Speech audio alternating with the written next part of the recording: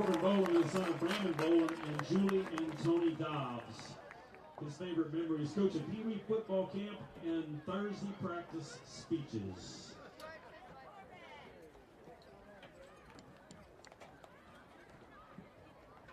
Your next senior is Trinity Butler. Trinity is the daughter of Ashley Smith and Matt Smith. The time Addison and I did picnic table challenge during the band competition and succeeded was her memory.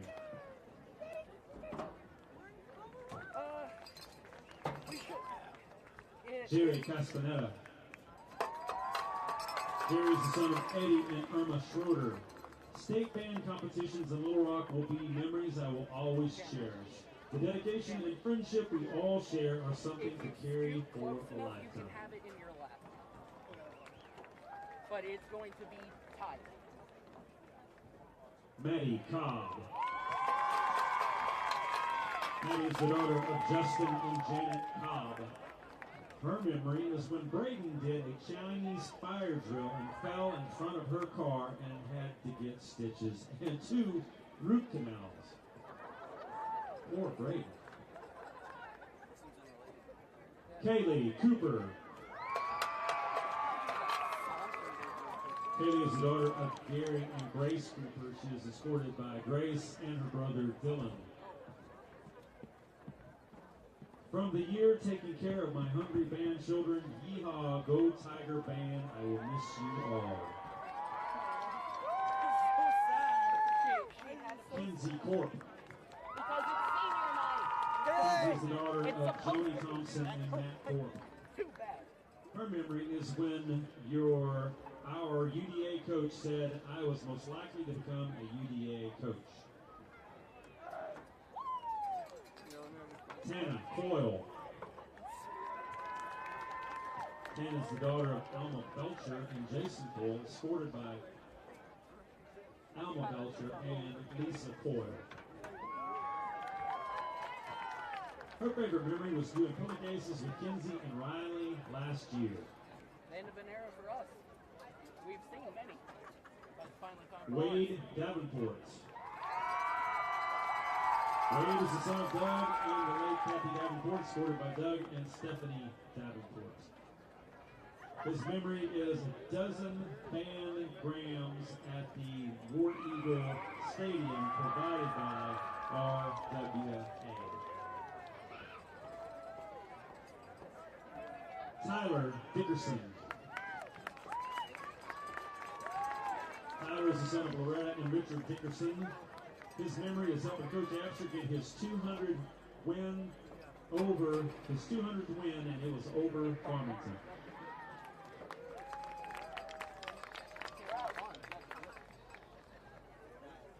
And?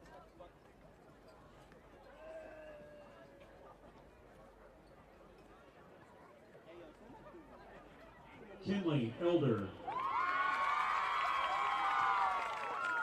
Kinley is the daughter of John and Carla Elder. And her favorite memory was from volleyball this year. Caleb Ellenbarger. Caleb is the son of Jason and Jody Ellenbarger. His memory was my senior year when the band did the Last Supper for senior night and Micah played Jesus Christ.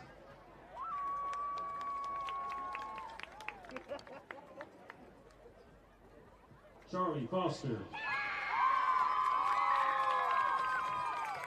Charlie is the daughter of Brad and Brandy Foster. Her favorite memory was when Maddie was late to practice because she got her car stuck in a Sonic stall.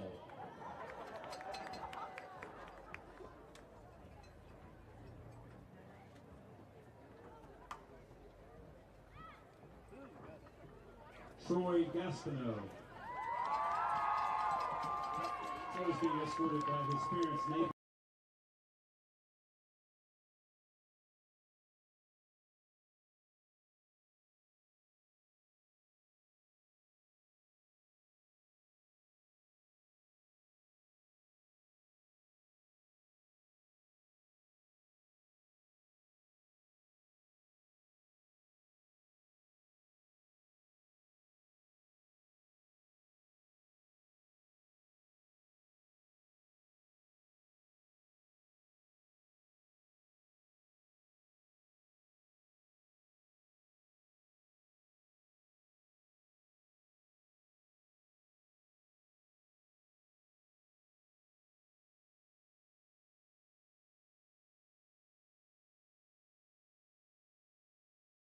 Halsam and Diana Mitchell.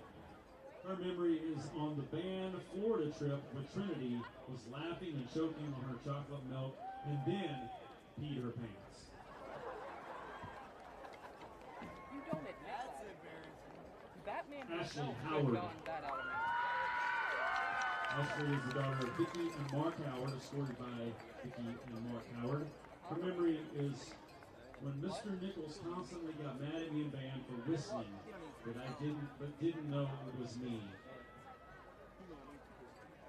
Batman himself couldn't make me say that I pissed my pants on. Brooke Benson. Brooke is the daughter of Jennifer Benson and Chris Jones. She is escorted by Jennifer Benson. Her memory is when Emily Medley and I made All-American together at dance camp. Juana Kilpatrick. Juana is the son of Elizabeth Baker and Luke Kilpatrick. His memory is performing in the stands with the band every Friday night at the football games. No, it'd be me because I'm not going down there. Connor Lance. Connor is the son of Cody and Lynn Andrews. His favorite memory was the bus ride to Rivercrest.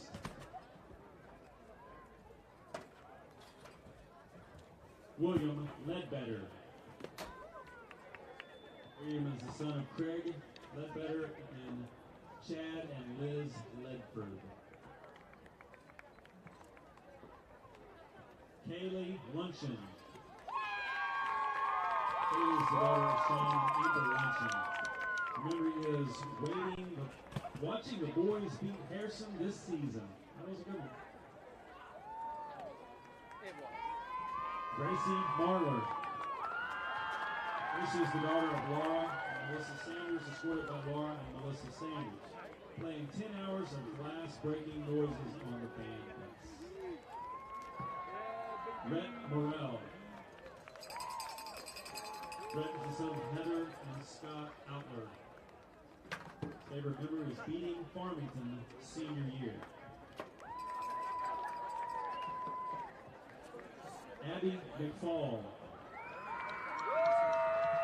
Abby is the daughter of Nina Schote, Todd McFall, and is escorted by Bradley Staggs and Nina Schote. Her memory is playing Upside Down Monkey Beat and other drum cadences for our student section. Ethan the Miller Express. Ethan Miller is the son of Anastasia York, J.B. York, and escorted by Anastasia and J.B. York. His favorite memory was beating Harrison.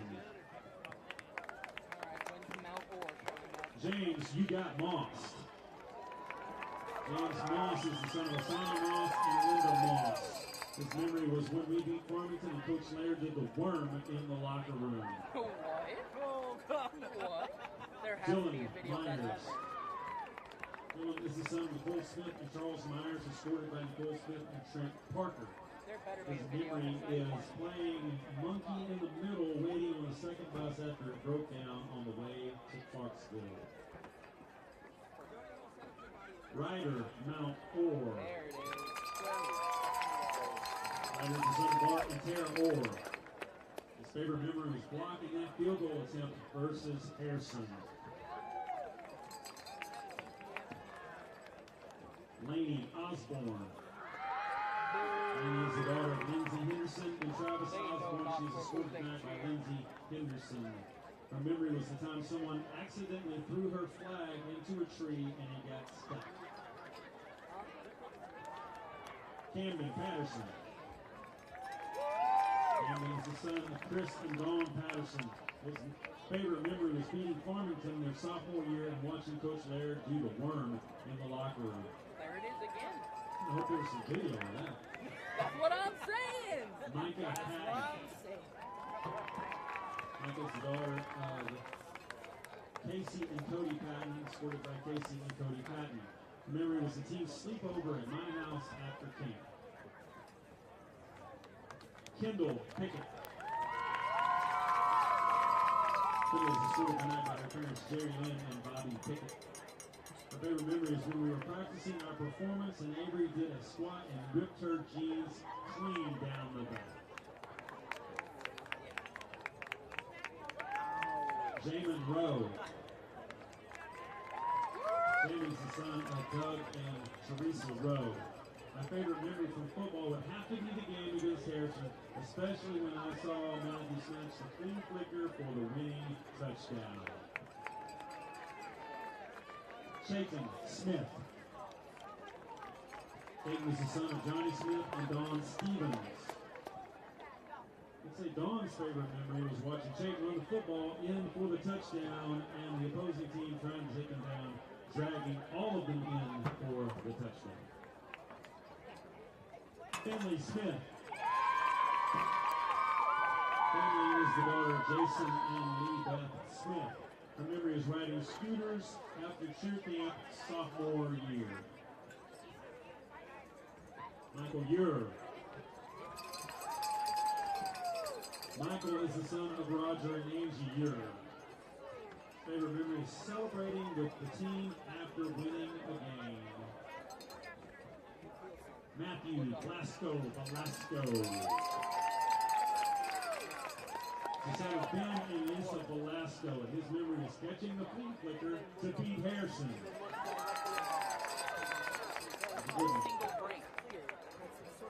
Charlie Allison Vidal Wade.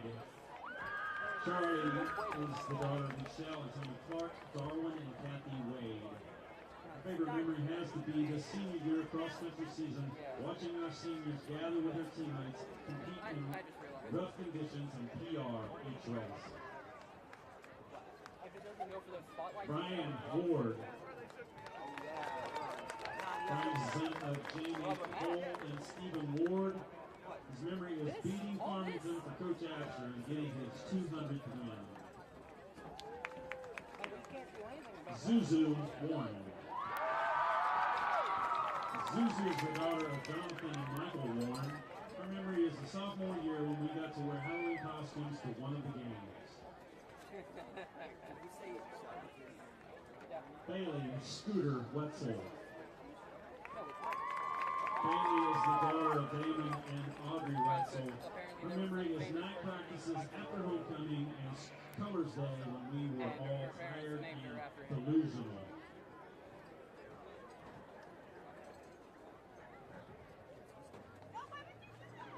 Connor the Hammer Wetzel. Connor's the son of Richard and Janelle Wetzel. His favorite memory was beating Shiloh 36-0 his 9th grade year.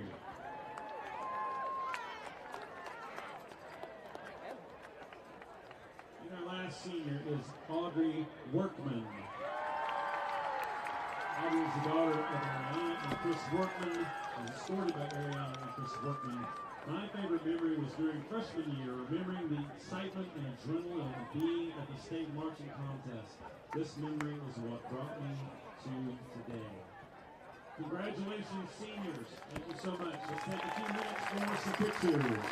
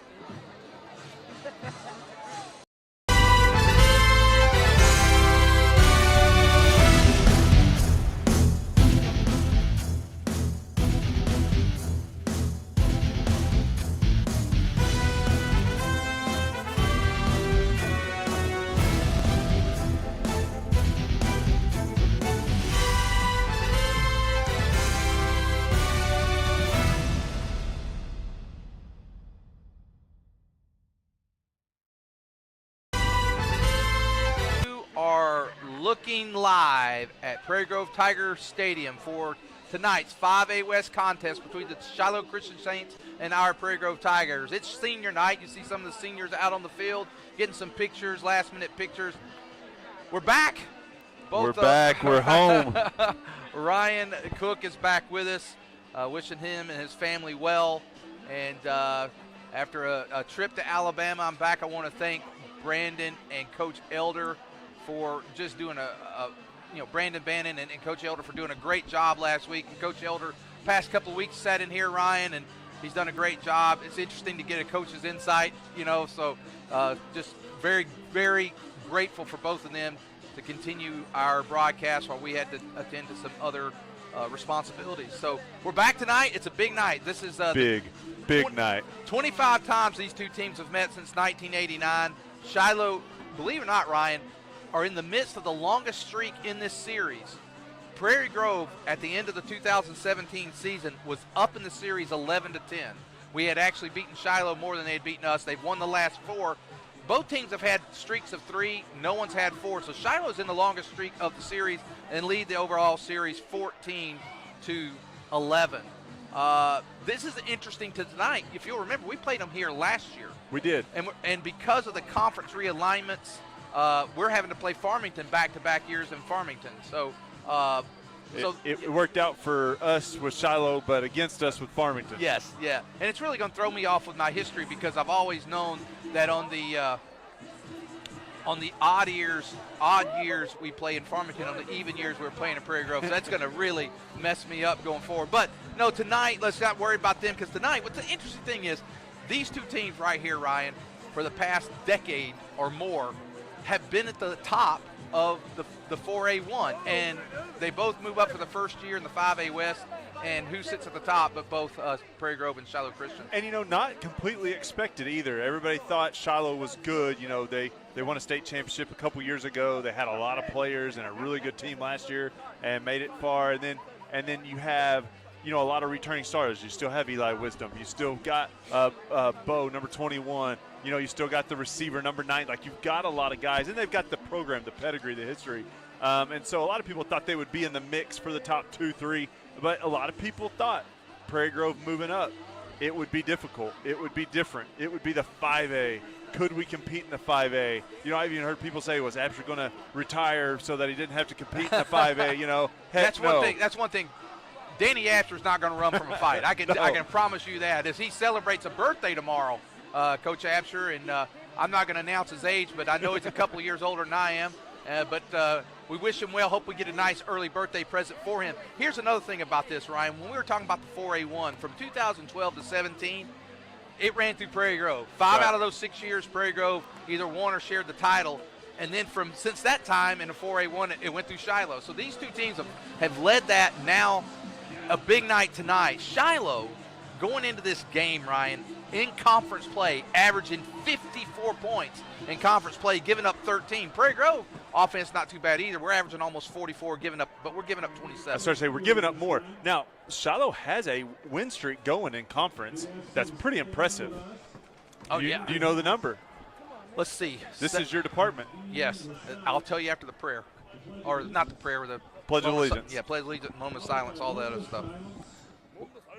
Followed by the playing of our national anthem by the Prairie Grove Tiger Band.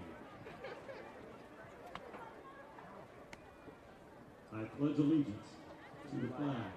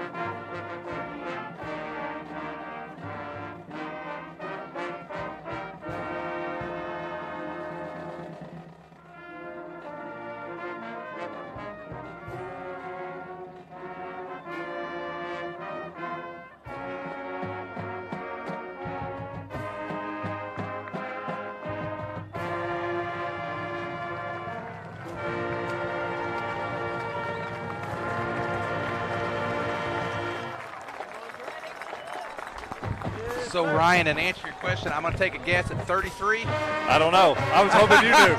I just know they've got a streak going into here's 1-4A. the thing is, they won 4 straight years. That's 28. They got 5 this year, 33, and I think they lost. Which I guess this is a 5A now, so I guess it's not the 4A but streak. But their conference win streak is there, and if I'm not mistaken, they lost the last game in 17 to Gravett in 17. If I'm not mistaken, I could be mistaken. That would be weird. I'll have to look that up here in a minute.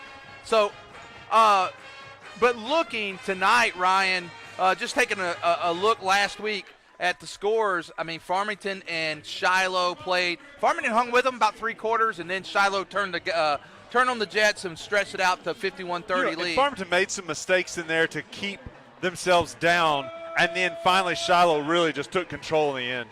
And then, I think we had Alma. I think our guys knew that if they got by Alma, they had these 2 games. And I think it was just we got by the game, we got through it, and we're able to get to this part of our season. The interesting thing, though, is if you look at the playoffs. Yes, playoffs. But the thing with that is, it's really interesting. If we win tonight, number 1 seed, no matter what happens next week. If we lose tonight, win next week, number 2 seed. If we lose both games, we can't lose to Farmington by more than 5 points or less. So what happens there is that all 3 teams, most likely Harrison, Farmington, and Prairie Grove, will be 5-2 in conference. Yep. And each team has lost to Shiloh, and then each team has lost to each other. Yep. Farmington lost to Harrison. We would have lost to Farmington, and then Harrison lost to us. So then it goes with a 3-team tie. It goes to point spreads. And so they'll look and see how many points each team has won by in conference. Well, everybody pretty much, I think, will beat everybody by 13, except for the games that we beat each other. Right. And so then you look, Harrison beat Farmington by 7. Prairie Grove beat Harrison by 6. That's what I'm saying. And Farmington, if they win by more than 7, it'll be Harrison 2, Farmington 3, and Prairie Grove 4. I don't think there's a scenario for Farmington to be higher than a 3 seed. I don't think. I might be wrong, but because if they beat us by less than that, there's no way that we could qualify for the head-to-head for 2nd and 3rd. Yeah. So they're going to Harrison would beat them out, or we would beat them, and then Harrison beats them. So they're not going to get higher than a 3. We have a chance. Looking at the captains tonight, it's Wisdom for Eli Wisdom. Number 9 is Bodie Neal. Number 58 is Cooper Dar, and 70 is that 79? Can you see that there? It looks like it's 79. I He's believe a big old boy. Thomas. That's Thomas Reese. And for the Tigers, boy, Patterson, Miller, Velasco, and there's the toss. Looks like Prairie Grove may have won it, and they're going to defer. That's what it looks like to me. So Prairie Grove,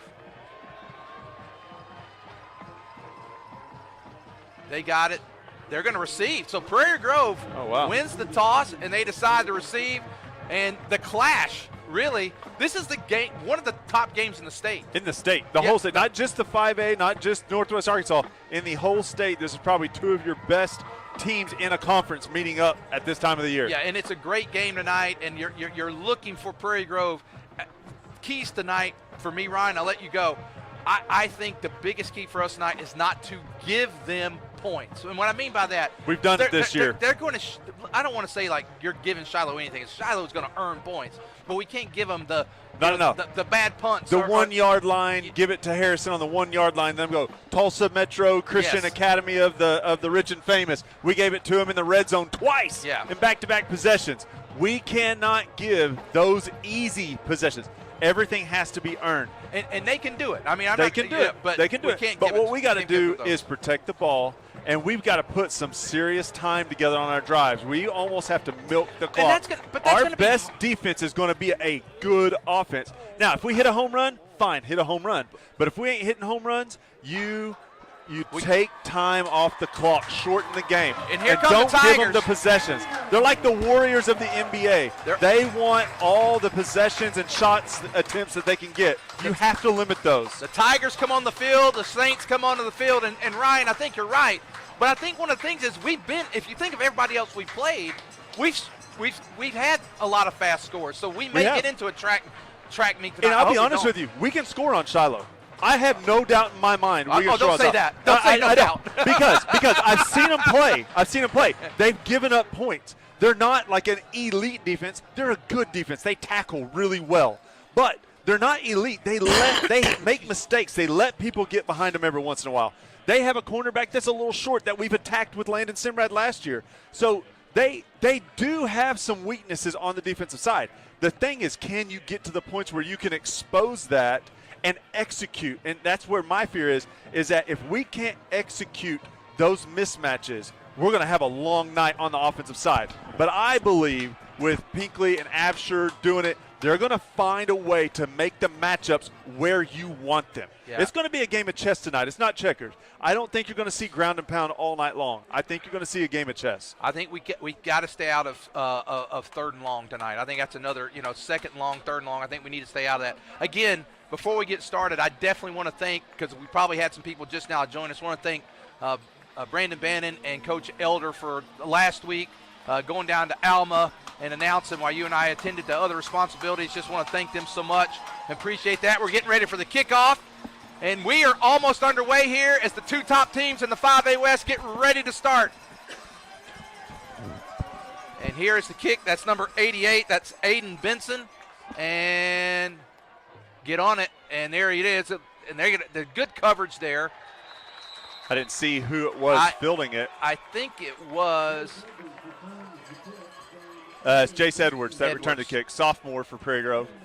He had a big reception last week, right across the middle. He had that other one, too, on the waggle deep where him and Velasco were pretty close to each other.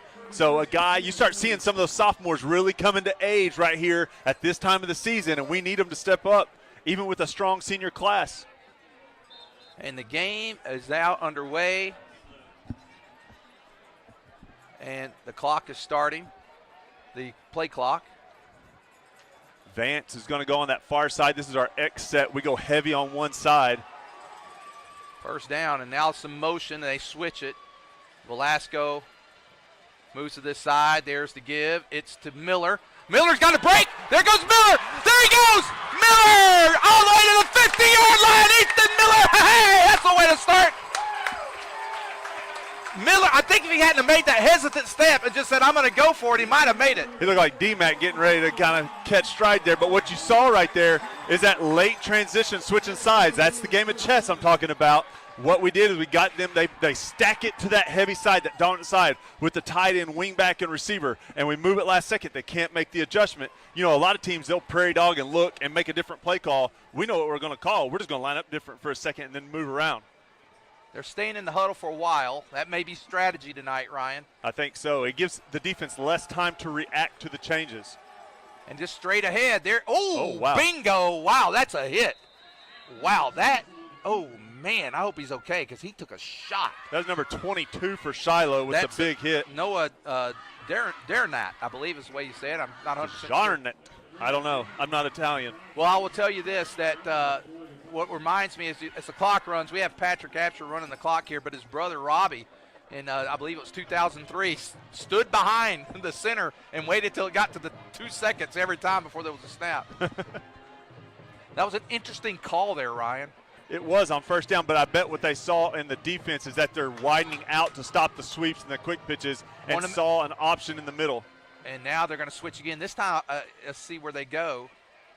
And it's going to be a give. Trap. There's Wetzel. Wetzel's got the first. Oh, no, he gave him oh, my terrible gosh. spot. Okay. I told you I was going back watching games. And you bark at the refs every once in a while, don't you? Hey, last year we deserved to bark, though. If you remember, we held them on, and it's 4th and 16, 4th and 15, and they call a pass interference on us when the ball was 7 yards away. 7 yards away, that's an uncatchable ball. And we didn't even do nothing. We were just standing there. The guy turned around and came back into us. Third and short. Let's come back to 2022. It's third down I'm and still short. mad about that. And I'd go straight ahead with Patterson again. Oh, we may have moved. He got the first, though. And a nice job by Wetzel. And we get the first down. I'll tell you, though, with a quarterback sneak right there was a gimme because there was nobody over the center. And I think that's what they saw last time. On first down, you mean? Yeah. Yeah. So first down and 10, Prairie Grove ball at the Shiloh Christian 36-yard line. And the Tigers are taking their time getting the plays in. One thing I just saw is David Stevens. He's a backup tight end. He's running the play in this time. Look for your 2 tight set or a double tight on one side. Prairie Grove down to 12 seconds on the play clock. First down and 10. And now there's a switch again. We're down to 7 seconds, though. We're going to have to be pretty quick on this. They may have moved. Here comes Miller. Miller, wow. They were waiting for him that time. Yeah, they did a good job of adjusting that time and kind of closing up that hole pretty quick. I think they have a real good ability to, when they see Miller, they key and they shed blocks and get in those running lanes, where a lot of teams, they try to hold up somebody, read and react and shuck. Shiloh's different. They're wanting to shuck in the beginning and get into those running lanes. Well, I'll tell you something. Look at every one of their players. Every one of those players are lean, athletic looking, and they're just a good looking football team. And there's a reason that they're good year in and year out. They picks up a couple yards, second down and 8. Man, we got to get this one off, boys. Down to 3. And there's Wetzel. Wetzel breaks a couple tackles. Good hard run right there. You see that late shift again by Prairie Grove. You see we're milking the play clock for everything it's got.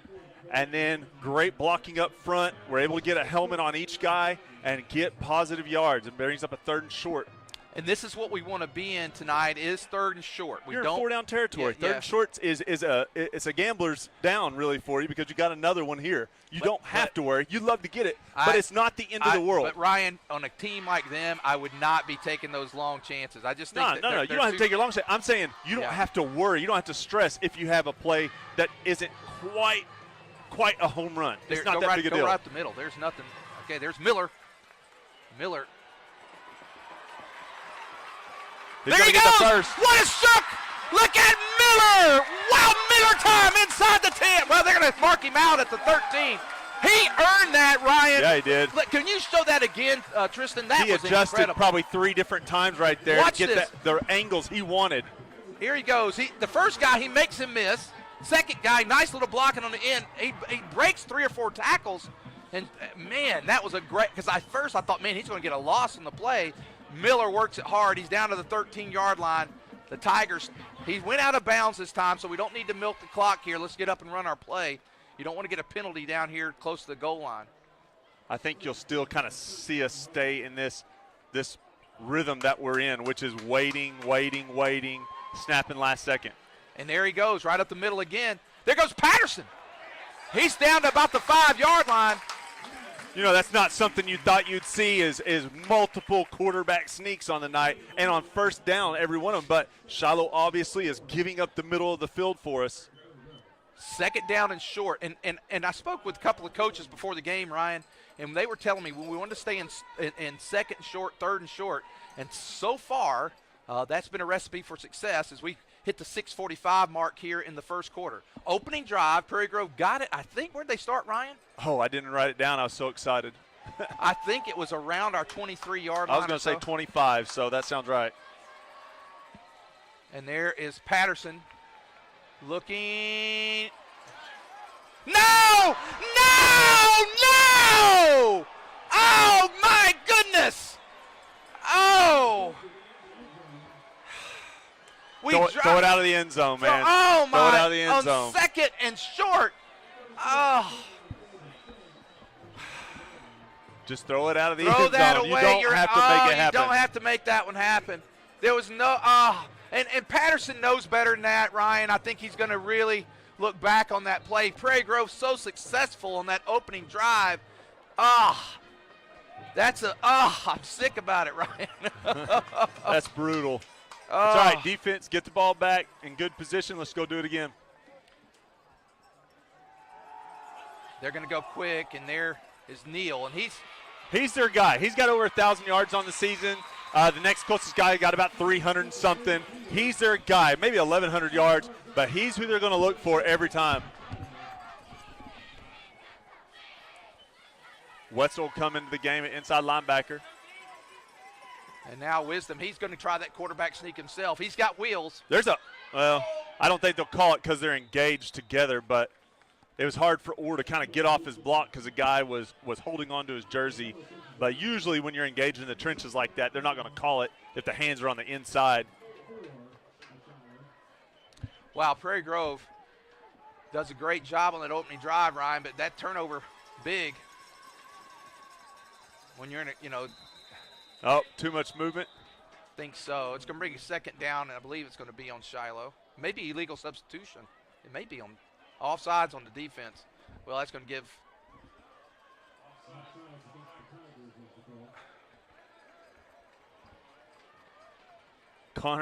Connor's looking like me. Are you kidding me? I mean, they both look over here. first down and 10. Shiloh with the ball at their own 47. 6:02. And there's the give to That's Bo Williams, and Williams goes straight ahead down to the Prairie Grove 41. Little frustration tackle there by Velasco that time. He's able to pretty much decleat the guy. Boy, they are going before we can even set the chains over here. There's Wisdom rolling. Throws. Oh, almost. And Connor he was trying to get him an interception there. I don't blame him for that there because he had a shot at it. I think if you look at it again, he's trying to get it out of the hands of Neal, and just Neal's strong hands right there. He catches it and secures the ball, and so it didn't happen that way. Wisdom rolling. He's going to take off and run here. And Prairie Grove, he may go all the way. No, he's going to be out of bounds. But you can see Prairie Grove took almost 5.5 minutes off on their drive, Ryan, getting it down there. Shiloh's had it less than a minute. And since that time, Shiloh has quickly gone down the field. There's Williams again, straight ahead. He's down to about the 5. And we talked before the game, mistakes and missed opportunities. We just shot ourselves in the foot. And so that's one of those things that, it's the beginning of the game, we can overcome it. There's Williams, and they're going to get – no, man, they had him. He breaks the tackle. He's in the end zone, touchdown Shiloh. Well, we had him stop, Ryan, and they were able to get in. They go 80 yards in just over a minute, and they take the lead 6-0.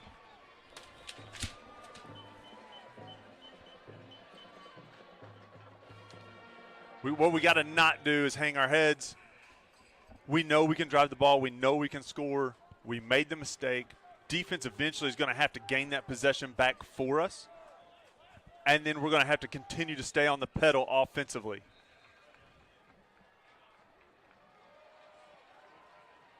Moss needs to get on in there here. And Aiden Benson getting ready to kick. Kick on the way up and kicks it to Elkins, and the extra point makes it Shiloh 7, Prairie Grove 0 back after this.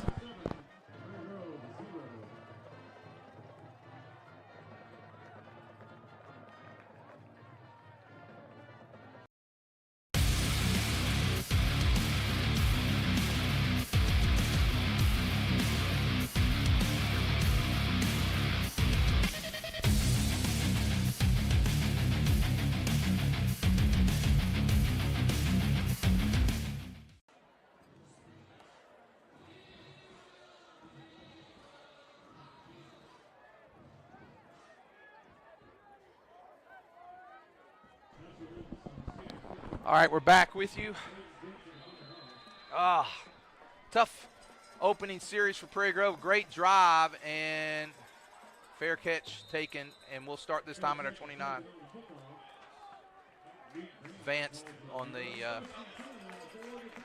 so Prairie Grove with a second possession of the game here, Ryan, and important now to respond positively here, because you're going to have to match Shiloh tonight, Ryan. Well, and you just lost a possession. And so now not only is it matching, but eventually you got to make a stop on defense and gain a possession back if you want to stay ahead. Now, right now we're playing catch-up in a way, but if you want to ever get back ahead, we got to find the stop. We're going to go 2 tight ends this time. David Stevens in, double wing set. That's Hubs. And the thing with Shiloh is Hub's good runner, everything. They can react to the ball so quickly, Ryan. We get second down, and he may have gotten a yard, so 2nd and 9, maybe 8.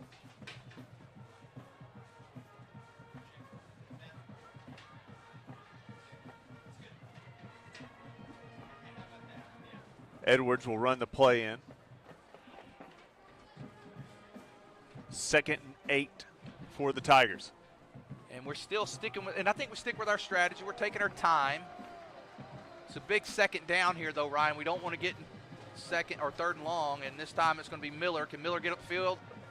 And he stays on his boy. He gets hit and drug hard, but he's going to get. And Miller does. It doesn't look like much, Ryan, because we're used to seeing him stretch the field. But it's going to be 3rd down and about 3 for the Tigers. Ball at the 35. 3rd and short. That's what we're. That's what we're looking for. It's 3rd and 3. 3rd and a long 3. Now you're not in 4-down territory, so 3rd and 3 becomes a much bigger down at this moment. Yeah, I agree with you. And I say you're not in 4th. If you were within a yard, you were in 4-down territory. If you're not within a yard, it's probably a punt. I at this side of the field, you'd have to be pretty short. Yeah. And there is somebody. Ooh, it's going to be close. He got the first. Whew. They hit him back afterwards. He never went down, but they hit him back afterwards, but he had picked up the first already. That was good job by the offensive line right there. Like I said, Shiloh's a great tackling team. They're very disciplined in their gaps. It's really hard to move the ball effectively. We did in our first series. Series number 2, we're going to see what it looks like. But a lot of it is the late second shifts. A lot of it is trying to get guys out of position. Normally team lines up, everybody adjusts, they call a different play, everybody adjusts, and then you run it. 1st down for the Tigers. Wing back. Oh, they're waiting for it. They know it comes, and boy, they were waiting on it, Ryan. You know what? I remember last year we faked a wing back reverse, and it went for about 20 yards. And so I could see us doing that again because Shiloh does a good job. When they see that tight end and tackle take off, they react to it instantly. They don't kind of pause and wait and read and react. They take off. They shoot gaps. And so, I could see us throwing that out there right now to be able to run that for a big gain later. The fake. 2nd down and 11 for the Tigers. 2:35 to go here in the first quarter. Velasco moves over this side. And Miller, he's got some room. There he goes. Miller on his feet down to the 40-yard line. Tackled by number 25. That is Seth Lowe, but not before Miller goes. And I was speaking to the play-by-play guy for Shiloh before the game, Ryan. How dare you? No, gosh, you got to show some class, Ryan. I mean, we've ate dinner with him before, but how dare you? No, but anyway, we were talking about Ethan Miller, and he said Coach Conaway was definitely concerned. He said he's the real deal, and that's a compliment because Shiloh sees a lot of competition in their pregame. A lot of games they play in their preseason. Yeah, they played Little Rock Christian this year, one of the best teams in the state. And so that says a lot coming from Coach Conaway. They're probably just upset because they couldn't recruit him. Oh, come on now, Ryan.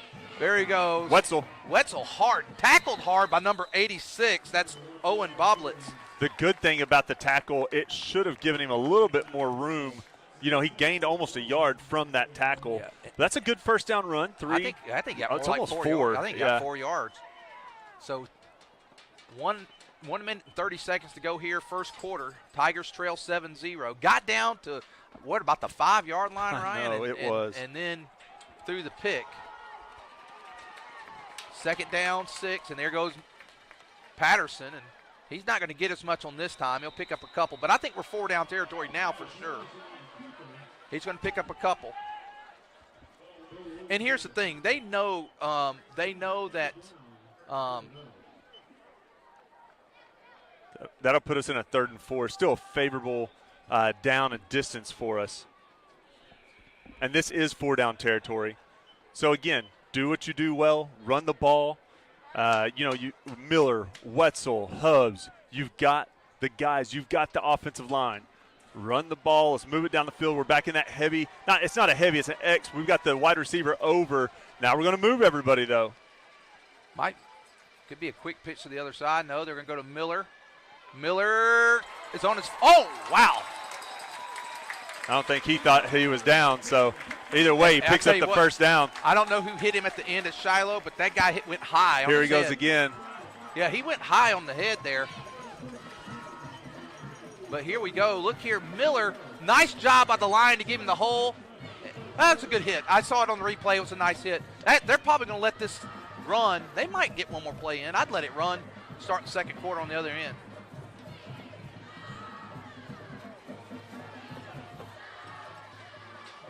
They're going to let it run. Make sure they see if they jump off. That's going to do it. 1 quarter play. Shiloh Christian 7, Prairie Grove 0. Back after this. Zing Broadband is a proud sponsor of area schools and is excited to offer incredible fast internet speeds. Our students can focus on what really matters, knowing that Zing Broadband can keep up with them. We recognize the hard work and dedication of our students and athletes, and we've built a network to deliver their demand. Zing Broadband proudly serves our local communities and supports all their endeavors.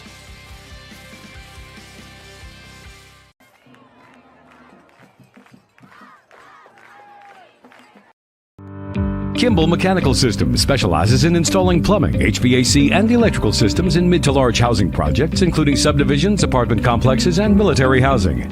Kimball wants to partner with more people who want to earn a good living in the skilled trades. Kimball is the largest mechanical contractor in Arkansas with 8 other locations nationwide. Kimball is proud to have won Arkansas's Best Places to Work 5 years in a row. They provide excellent benefits and an amazing family-oriented culture. For great job opportunities, check out kmsjobs.com.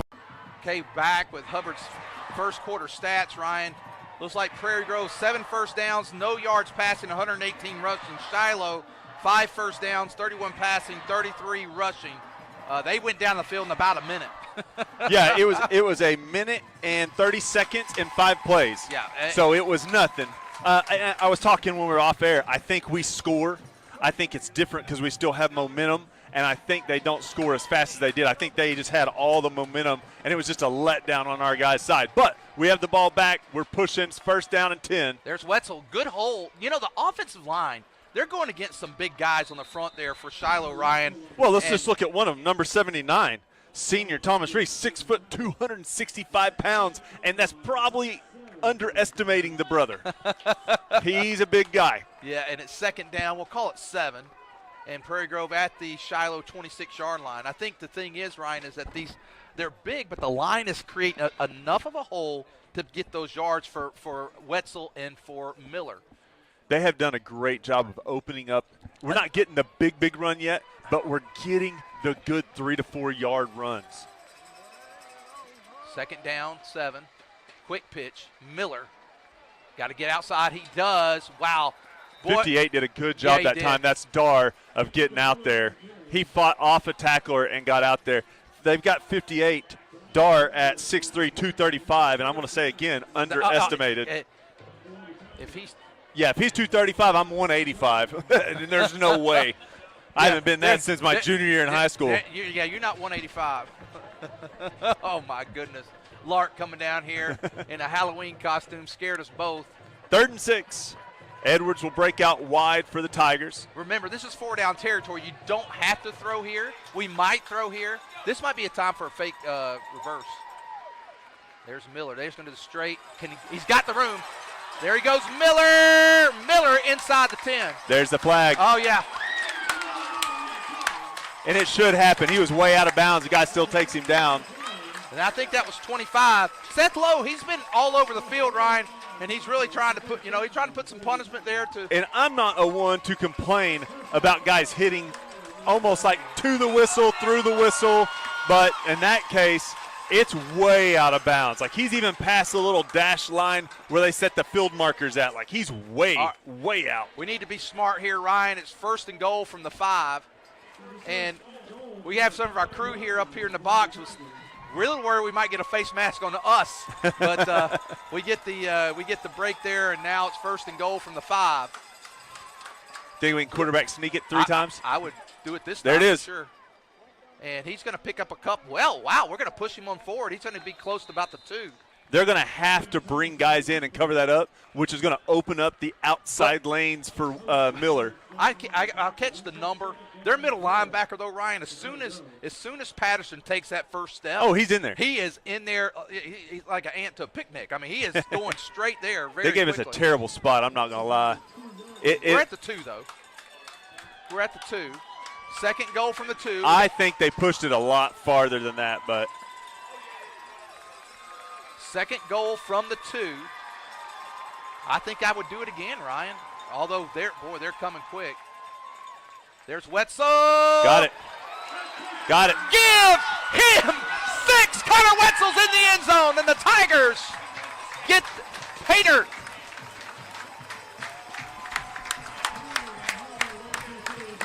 Now, like we said, we're playing catch up. We caught up. Now we got to have the defense get a stop.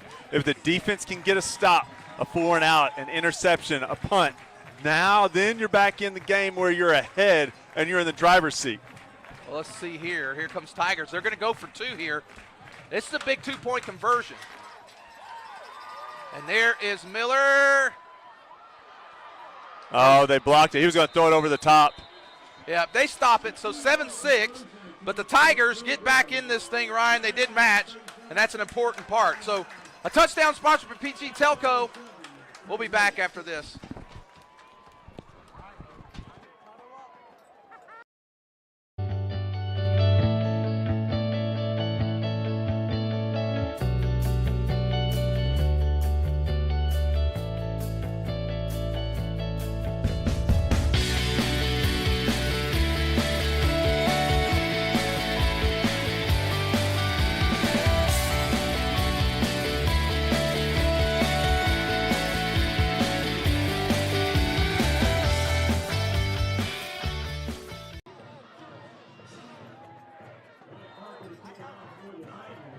All right, we're back with you. 9:37 to go. Prairie Grove, let's see.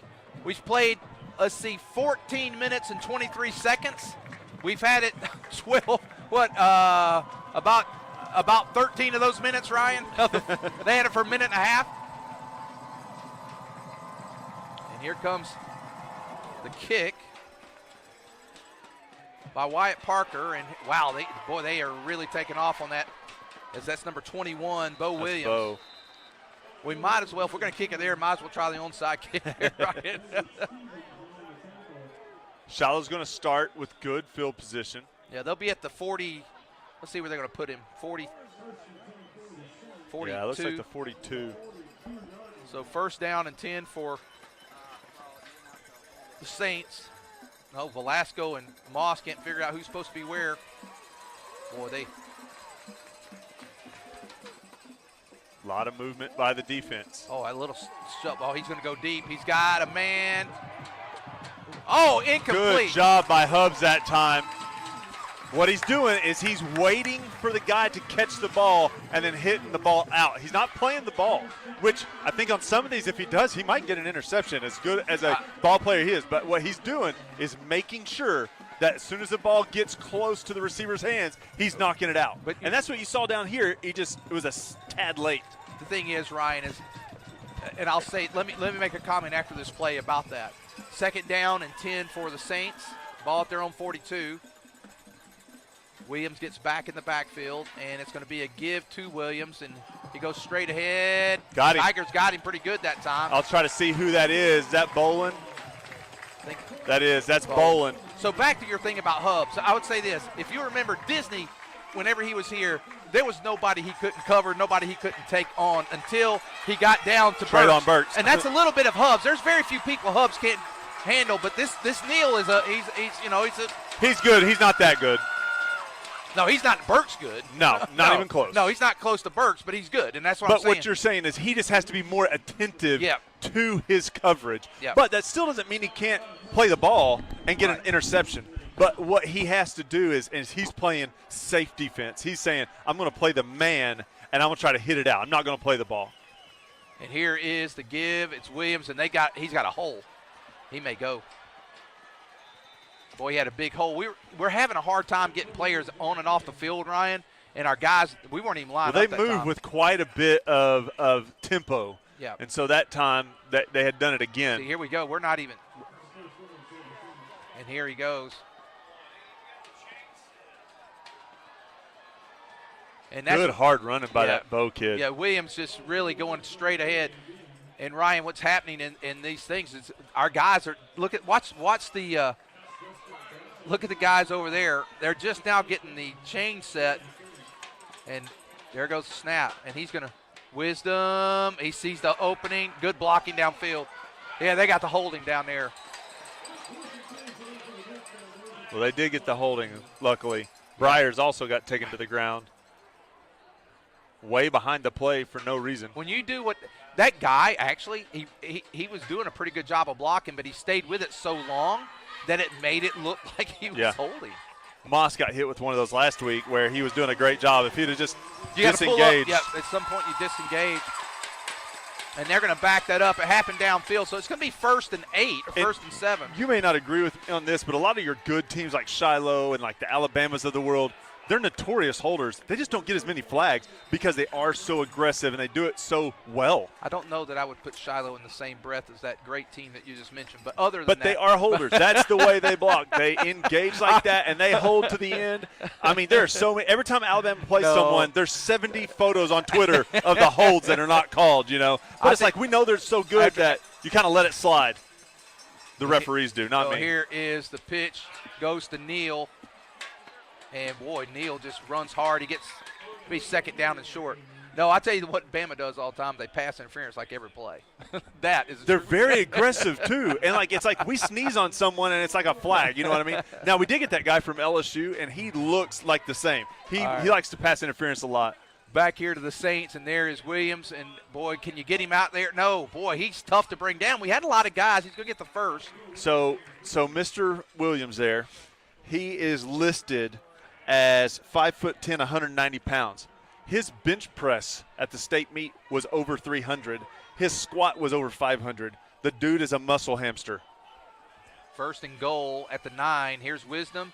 He looks like a straight run. Can you get him back there? Well, just a Briars good run. Almost had him. He's in the end zone touchdown. Got to make that tackle, and Wisdom did a good job with the stiff arm, and he gives Shiloh the lead 13-6. Here's the thing you got to do here, Ryan, if you're Prairie Grove. If you're Prairie Grove, it wouldn't be a bad thing here to use the entire clock and go in a half because you use 7 minutes because you're going to lose that possession to start the second half. And it's Benson in for the extra point to give Shiloh. He kicks it, and it's good. With 7:06 to go in the first half, Shiloh 14, Prairie Grove 6. Back after this.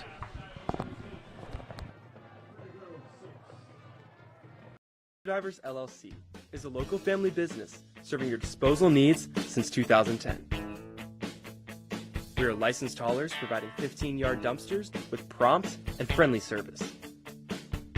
Please call us today for a free quote at 479-966-5878. Please like and share us on Facebook. We look forward to serving you soon.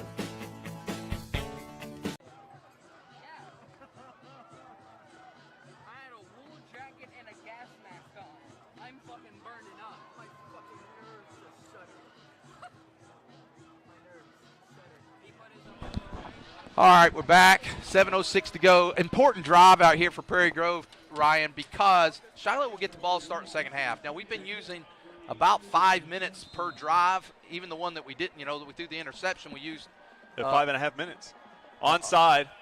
It went 10. They got it. That might do it, Ryan. I hate to say it, but it could be that. Well, we've already gifted them one possession, and now we just gifted a second. So that is the case. And I don't think we were ready for it. I don't know why we wouldn't be. That's the team that does it right there. That hurts. They can afford to take those chances.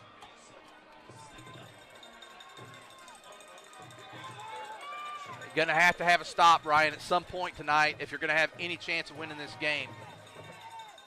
And we're really struggling defensively tonight. There's Williams, and it's back. Flea flicker. Nice catch. He still caught it. Nice catch by Neal. And a flag. Yeah.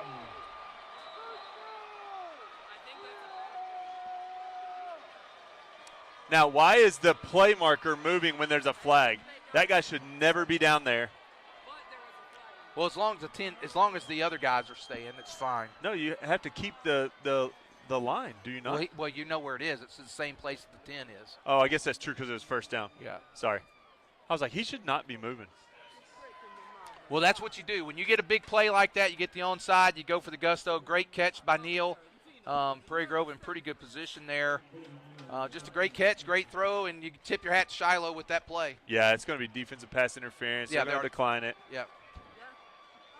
Yeah. It was a good catch, good play, and good, just a good job of coaching by Shiloh there, getting the onside kick, and then going for the killer home run there. So Prairie Grove now down 2 possessions, Ryan.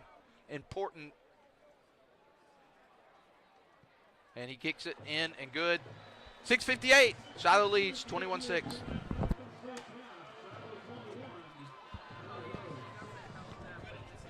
My name's Jackson, and my family owns Faithful Auto in Farmington, and we love Jesus. Being upfront and honest are part of our core values. You can come see us for your complete auto care. We offer computer diagnostics, brake work, air conditioning service and repair, front end and oil changes. By the way, our computer system uploads your maintenance records to Carfax, so you can take super good care of your car. Have you been in a fender bender? Let us do your collision repair. We're open Monday through Friday, 8 to 5, so call for an appointment. We're proud to support the Prairie Grove Tigers. Go Tigers!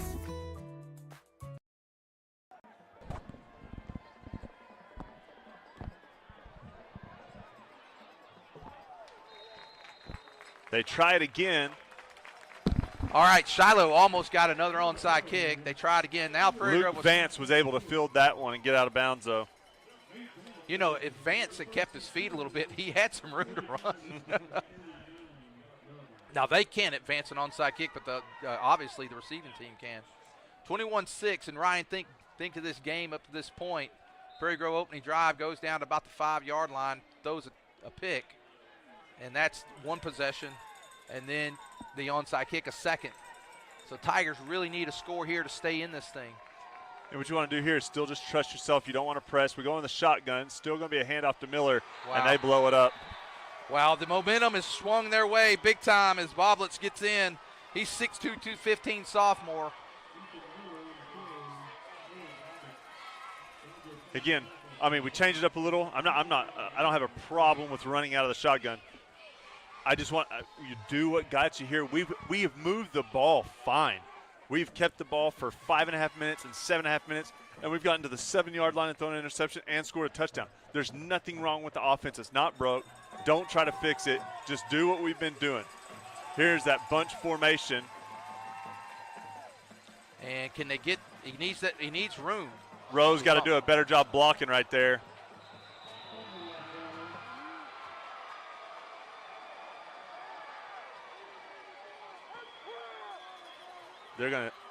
Shiloh's wanting the fumble, but the officials are saying it's staying here. We got a break, Ryan. I didn't see it. I think we got a break. It's 3rd and long now, though. I like what we did that time, Ryan. We just could not quite get enough room for Miller to get that break. Yeah. Typically right here, what you're going to see on a 3rd and long from Prairie Grove is going to be 2 yards past the sticks, usually a trips formation, and then try to hit it. And see, there's that trips formation right there. So a lot of times they're going to bring the heat. You just got to give them time.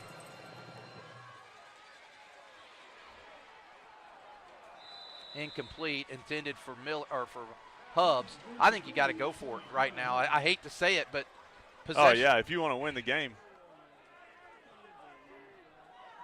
they're going to punt. And with 5:41 to go, one of the things that we talked about, we couldn't get into 3rd and longs, and that's what we got into right there.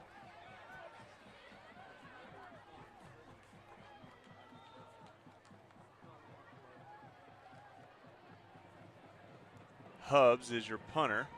He was the deep snapper a couple weeks ago, and when Sims went out, he moved back to punter. They're not bringing anybody.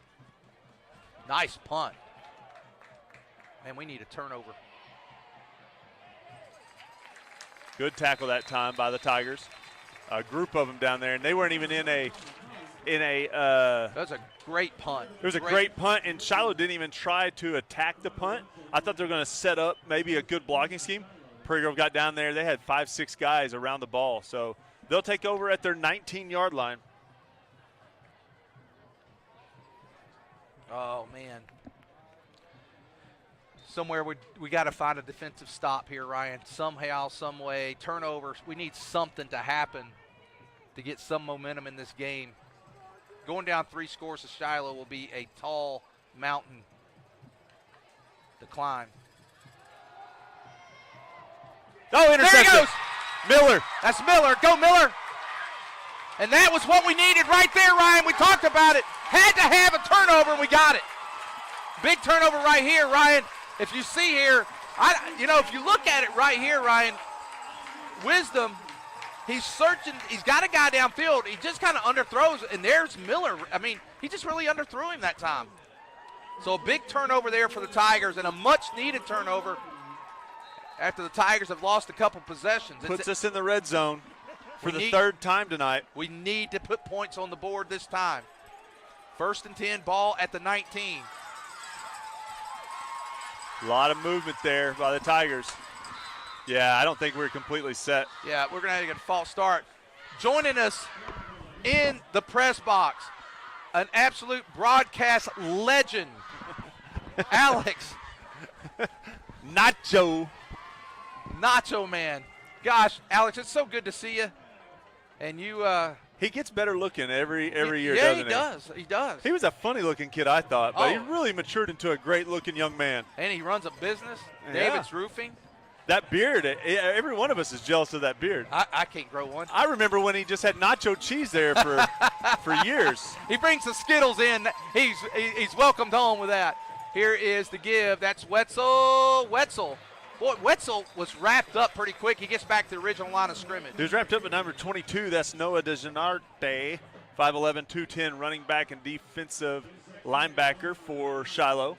But a good hard run by Wetzel. I'm surprised he only got a yard. No, he got 6 because we had a penalty on first play. Oh, okay. I looked at that. I was like, what? No, I was talking to Nacho. I didn't see the penalty. Yeah, Alex Henry, he was part of our broadcast crew his 9th, 10th, 11th, 12th grade year, and just did a great job for us, and glad to have him back. He always here provided tonight. good entertainment. Oh, man. Yes, he was always good for a couple of one-liners every game. 2nd down and 9 for the Tigers. And it's Miller. And Miller's trying to get to the outside. Good blocking on the corner. Miller still on his feet. Look at Miller go. Wow! Ethan Miller down to the 8-yard line. That's going to be good for a first down. It's going to be 1st and goal from the 8. Man, Miller, what vision does he have there, Ryan? He stopped on a dime. But what I liked, we know Miller is an amazing running back. But what I liked is that when he did stop, there was 2 linemen there to make blocks, to allow the cutback lane and gain that extra 6-7 yards. Lineman not quitting on the play is a big deal right there. And no holding. No holding downfield. Nacho, good to see you, man. And there is Wetzel. Get upfield, Wetzel. There he goes. Wetzel inside the 5. I'm not sure where they're going to mark him, right about the 3 or 4 yard line. I can't quite tell from here. 2nd down and goal from the 3. 3:45 to go here in the first half. Tigers trying to stay within reach of this powerful Shiloh Christian Saints team. Saints? Hey man, I'm all tongue-tied tonight. You know, I like it with New Orleans because they always called them the Aints. And there is Patterson, straight up the middle. He's up. He's in. Give him 6. Patterson in the end zone. 21-12. Boy, this is a big time two-point conversion. And we might kick here. I don't know. Are we going to chase the points now? Well, I don't think we have the confidence in our extra point game. So I think it's not really chasing points when you go for 2 every time. Yeah, okay, here we go.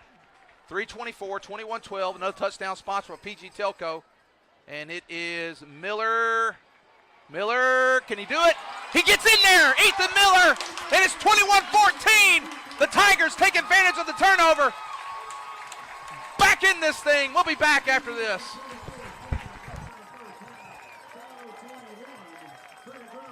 Show out of 3 million people in Arkansas, 55% do not attend church on a weekly basis. We value the Word of God in our services. We strive to present it in a practical and engaging way. This is a place where you can belong even before you believe.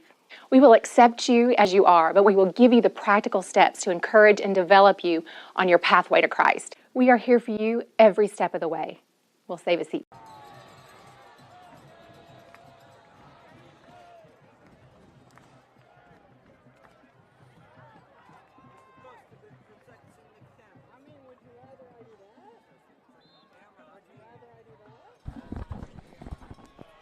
Ryan, do we think about an onside here, or we go ahead and go deep? No, I want it deep. I want to give them the whole field.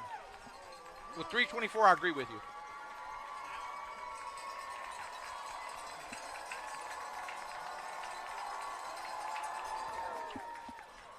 That's not as deep as I'd like to kick it, though. No, we got to make good coverage here. Make a tackle. That's Williams. Man, he's strong. So when they get all the way back up to the 40, yes, should have onside it. Well, I'm okay. I would like to see us go a little deeper, like you said. Parker does a very good job of getting it in the same spot with a lot of height. But remember, last year Higgins got it down to the 1 a lot, and that's the difference in the kicking game there. Yeah, but it's now he didn't have as much height all the time though. And now Velasco running off the field, and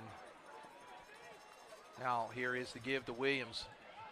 Come on, you got it. Oh, man, he's strong, Ryan. Strong. Very kid. strong runner. Telling you, he's like a state champ weightlifter in the under 200 class or whatever. Now they got trips here to the near side. Wisdom's going to give to Williams again. Boy, they're just blowing up that side of the – oh, good back. Who gave me that tackle? Came back. Is that Bolin? That's Briars. Boy, they go so quick from the line, Ryan. We can hardly get set.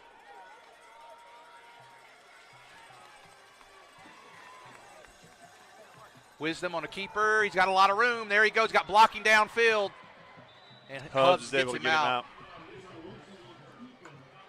out. Their offensive line does an amazing job, which, when you play a team like them, you can't load the box with people. You got to spread them out and cover the receivers. And so that's what we're giving them because we're so spread out. Oh, Bolin was right there. But still not much gain there. Oh, that was Kissinger that was right there. Wow, that's a big play there, Ryan, and we need it. Well, if we can find a way to keep them out of the end zone here, Ryan, that's important. Connor Wetzel on the tackle that time. Kissinger, though, he was in the backfield quickly. 2 minutes, 10 seconds left, second quarter, 21-14 Shiloh. They want to see. They're trying. They're going to look. He's wide open. Oh! Man, too bad Hubs didn't see that one. I know. 3rd down and 10 now. This is a big couple plays here, Ryan, if we can find a way to stop him. He found the perfect little pocket right there, too, because Hub was playing a deep, deep, deep third of the field right there, kind of like a safety. Hubs drawing number 9 for the majority of the night. It's Wisdom on a keeper. Tackle. They're going to get it. He's going to be Got short. it. It's 4th down.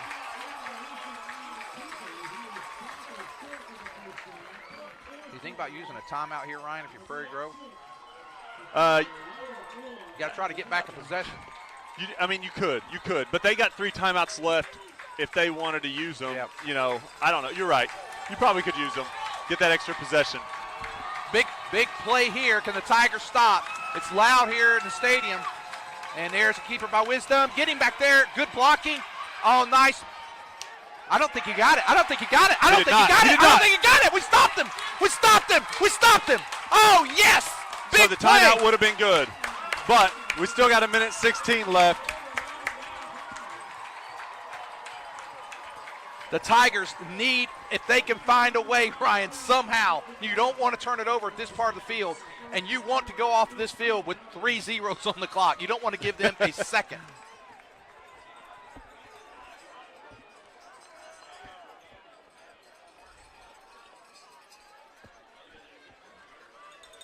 All right, here we go. Back in that overloaded formation here. Miller. Rose gotta get there. I don't know that I'd use a timeout now because if you don't make a first, you don't want them to have any time. They could use the timeouts now. If they stop us 3rd and long, I bet you'll see a timeout from Shiloh. If I'm in, I use the timeouts now. You can gamble a little bit for them. I think where we are on the field, I would run this thing. I think I'd try to run it out. We might get a big break, and if we do, you take a shot. But I'd see Shiloh probably taking a timeout after this play. It's going to go down to about 30-something seconds, though. Miller, quick pitch. Can Miller pass? He's got it! Complete! And then Miller, nobody's downfield. We got the first down, 35 seconds. Now take a timeout and get set up. I'd take the timeout, get set up. We're going to take the timeout. A quick pitch pass, that's a Pee-wee move right there. We run those all the time. That's the only way you can get a pass off in Pee-wee. Let's take the timeout with them. 35 seconds go in the first half. Tigers trail by 7. Zing Broadband is a proud sponsor of area schools and is excited to offer incredible fast internet speeds. Our students can focus on what really matters, knowing that Zing Broadband can keep up with them. We recognize the hard work and dedication of our students and athletes, and we've built a network to deliver their demand. Zing Broadband proudly serves our local communities and supports all their endeavors.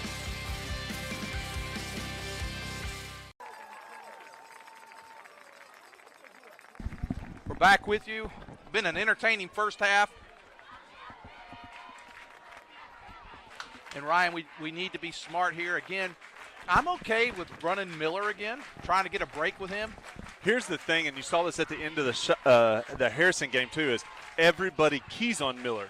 And that's why what we just did works. So is there another play where you can key on Miller so hard that it opens up an opportunity for someone else, like a Velasco, with Harrison? And I don't know what it is here. But I like the run, and I love the run with Miller. I do too, because I think you don't want to turn it over with a pass. The fake reverse. I knew we were going to run it at some point, get out of bounds. And Miller does. He picks up it didn't look like much, but it's 6 yards. I know. That's that fake reverse, though, and so we look like we're running the reverse. He acts like he's going to put it in the belly, and he keeps it himself. It keeps him honest. And that's what you want to do. You want to put enough on film and enough on the field right here to kind of keep them honest so that they're not keying and getting ahead of you. And that's what that play does right there. Of course, they may not even recognize it was reversed, but I think they did. Here we go. It's 2nd down and about 29 seconds. Prairie Grove has 2 timeouts left. And now Patterson rolling. That's okay. Yep, take your timeout. That's all right. They may take a timeout. Oh, we took one. Prairie Grove takes a timeout. We've used 2 timeouts. We're down to 1 timeout. 22 seconds. Let's take it with them, Ryan. Down by 7.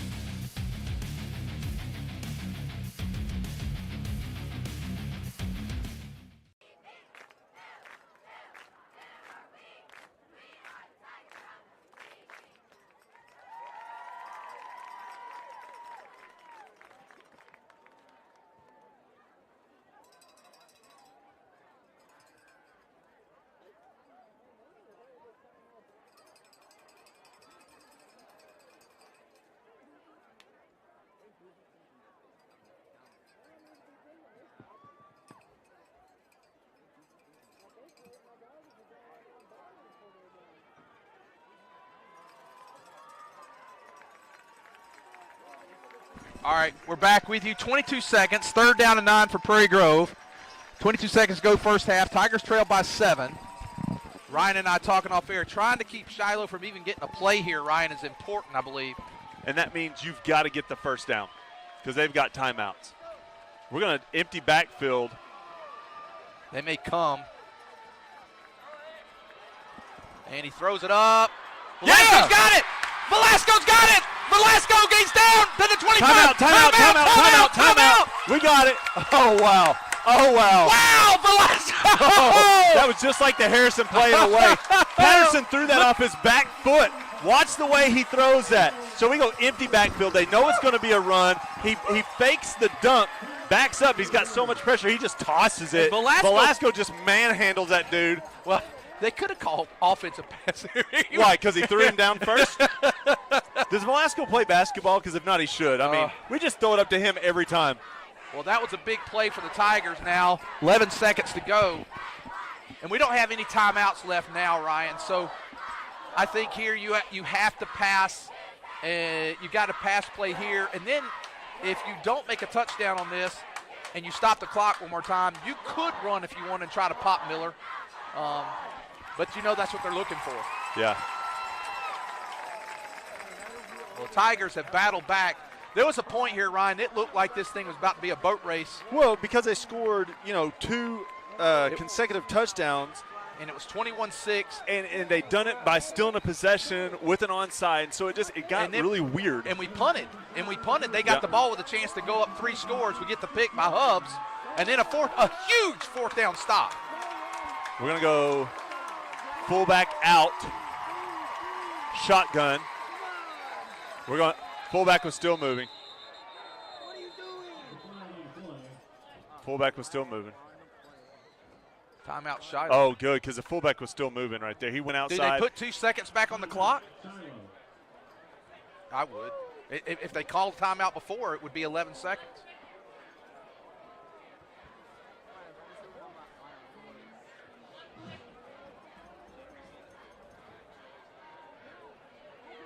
I wish that we would get the signal from them. Yeah.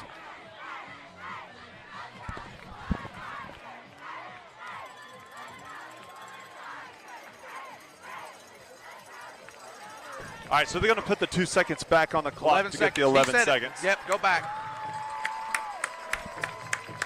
All right. Shiloh takes time. Shiloh can't say we're home cooking because with that, we ran 2 seconds off the clock and the play didn't even start. Yeah. So there's no home cooking here. Maybe next time.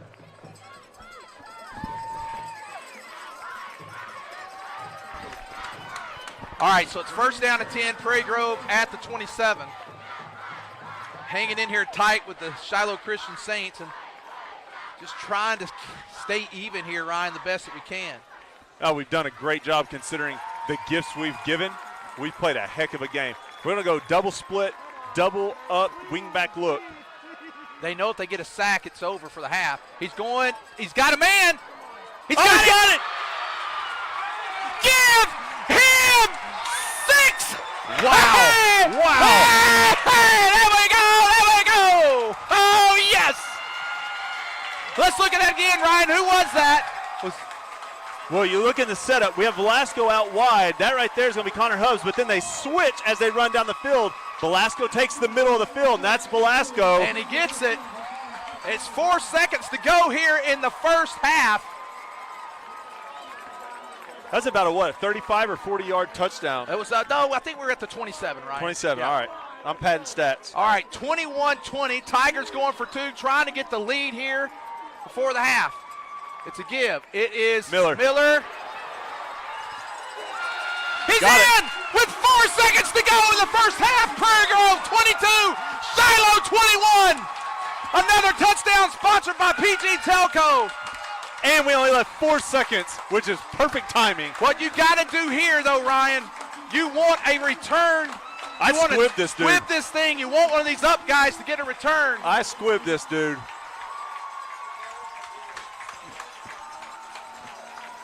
You definitely don't want him to get a playoff here if you can help it. 22-21, 4 seconds remaining.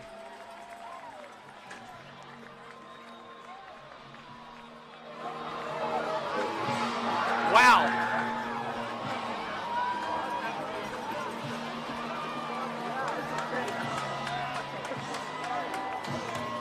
So here we go.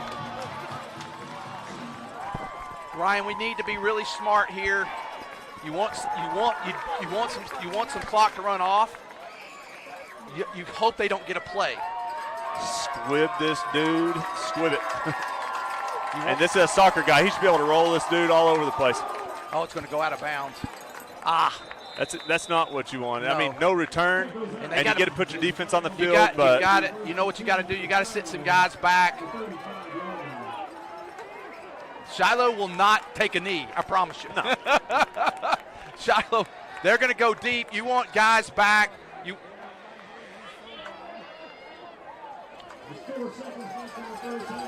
want what you want to do right here, Ryan, if at all possible. You take your guys back. You get a little pressure on Wisdom. You got to get a little pressure on him.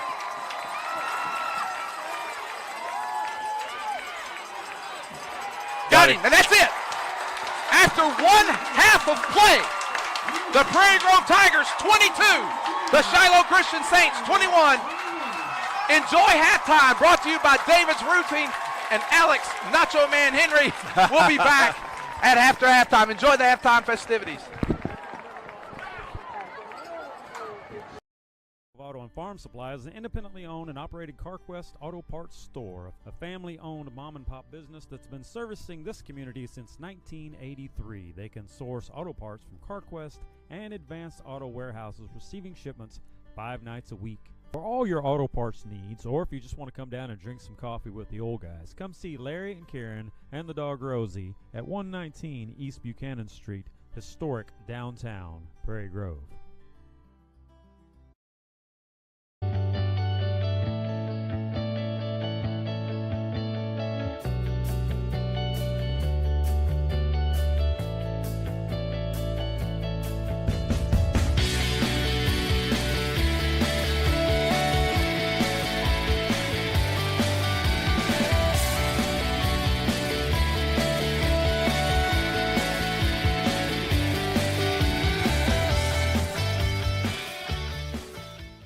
Dumpster Divers LLC is a local family business serving your disposal needs since 2010.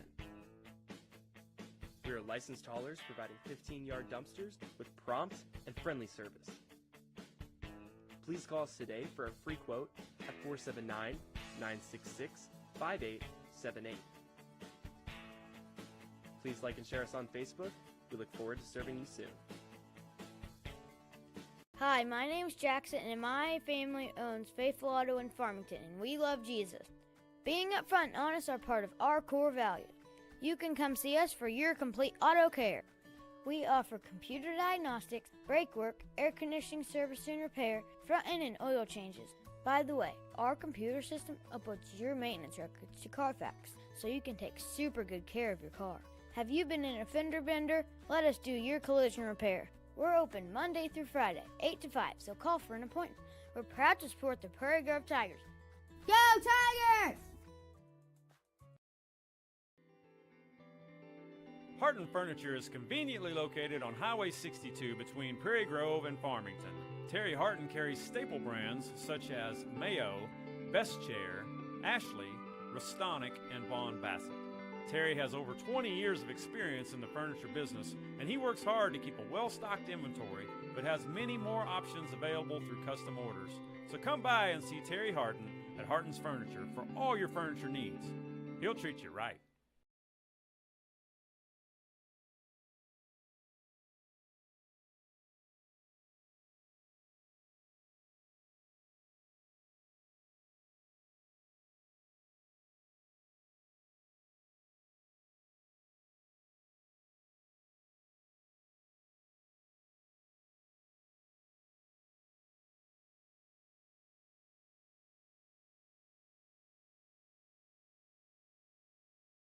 Statistics show out of 3 million people in Arkansas, 55% do not attend church on a weekly basis. We value the Word of God in our services. We strive to present it in a practical and engaging way.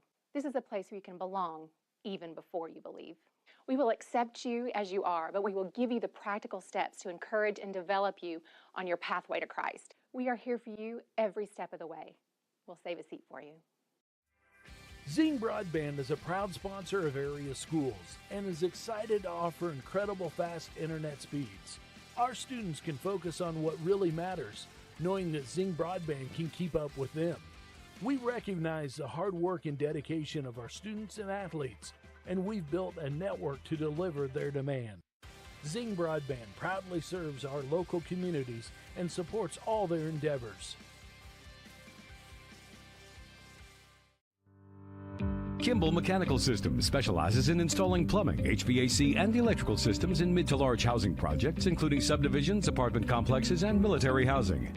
Kimball wants to partner with more people who want to earn a good living in the skilled trades. Kimball is the largest mechanical contractor in Arkansas with 8 other locations nationwide. Kimball is proud to have won Arkansas's Best Places to Work 5 years in a row. They provide excellent benefits and an amazing family-oriented culture. For great job opportunities, check out kmsjobs.com. Superior ratings from all of the judges. Next score has earned them an opportunity to compete at the state level, which they'll be doing on Monday morning, super early. Departure time from the school is 4:15 a.m. for a 9:30 performance time in Little Rock. Tonight we'll be performing our entire halftime show for you, entitled Phoenix Rising, that includes beginnings, flight, endings, and rebirth. And we're also so excited tonight that finally, after 2 months, our color guard uniforms have finally arrived. So finally get to march one time at home with their uniforms.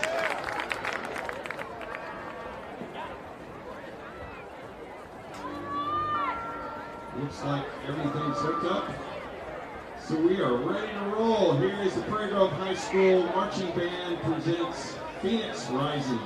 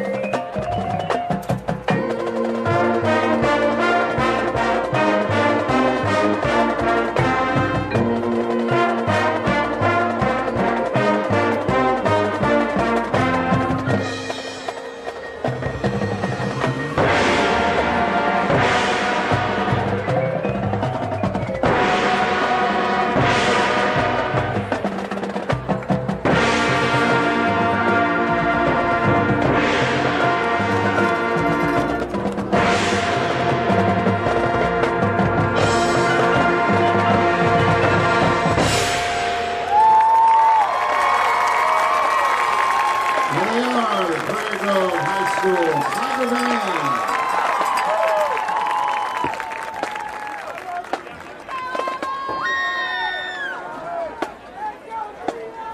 Stick around, we've got a little bonus content for you this evening.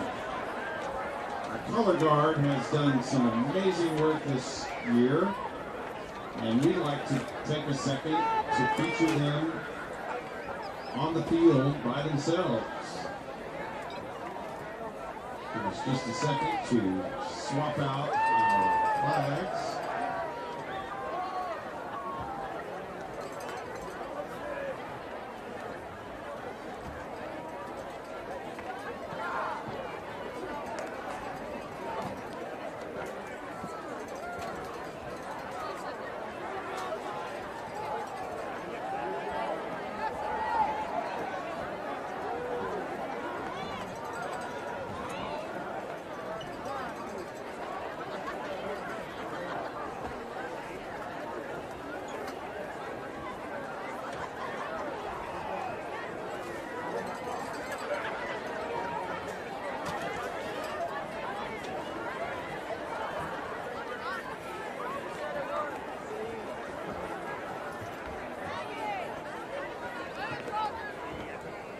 All right, we're ready to go. Again, here's the Prairie Grove High School color guard. Our instructor is Miss Allie Holstead, and they're going to be performing 9 to 5.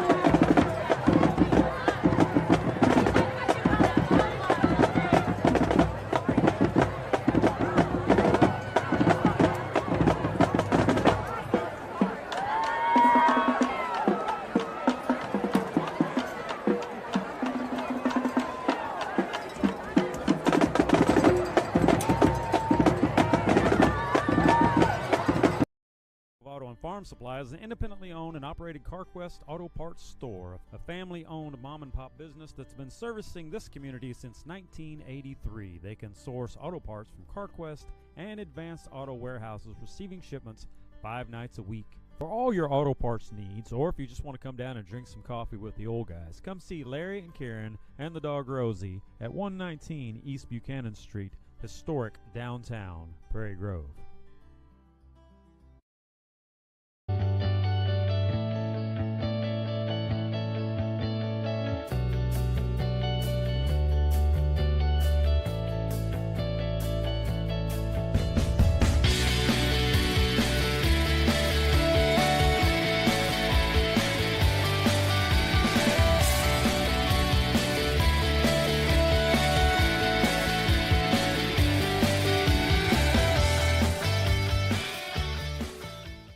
Dumpster Divers LLC is a local family business serving your disposal needs since 2010.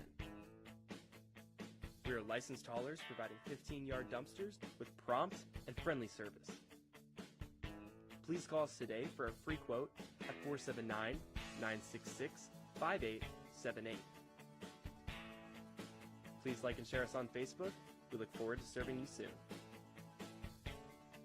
Hi, my name's Jackson, and my family owns Faithful Auto in Farmington, and we love Jesus. Being upfront and honest are part of our core values. You can come see us for your complete auto care. We offer computer diagnostics, brake work, air conditioning service and repair, front end and oil changes. By the way, our computer system uploads your maintenance records to Carfax, so you can take super good care of your car. Have you been in a fender bender? Let us do your collision repair. We're open Monday through Friday, 8 to 5, so call for an appointment. We're proud to support the Prairie Grove Tigers. Go Tigers! Harton Furniture is conveniently located on Highway 62 between Prairie Grove and Farmington. Terry Harton carries staple brands such as Mayo, Best Chair, Ashley, Restonic, and Vaughn Bassett. Terry has over 20 years of experience in the furniture business, and he works hard to keep a well-stocked inventory, but has many more options available through custom orders. So come by and see Terry Harton at Harton's Furniture for all your furniture needs. He'll treat you right.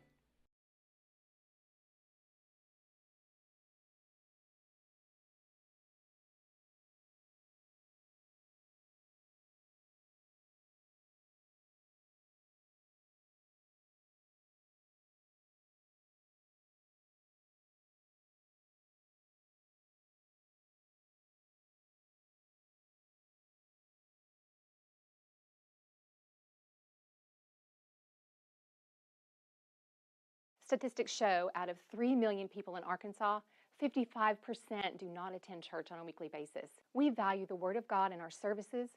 We strive to present it in a practical and engaging way. This is a place where you can belong even before you believe. We will accept you as you are, but we will give you the practical steps to encourage and develop you on your pathway to Christ. We are here for you every step of the way. We'll save a seat for you. Zing Broadband is a proud sponsor of area schools and is excited to offer incredible fast internet speeds.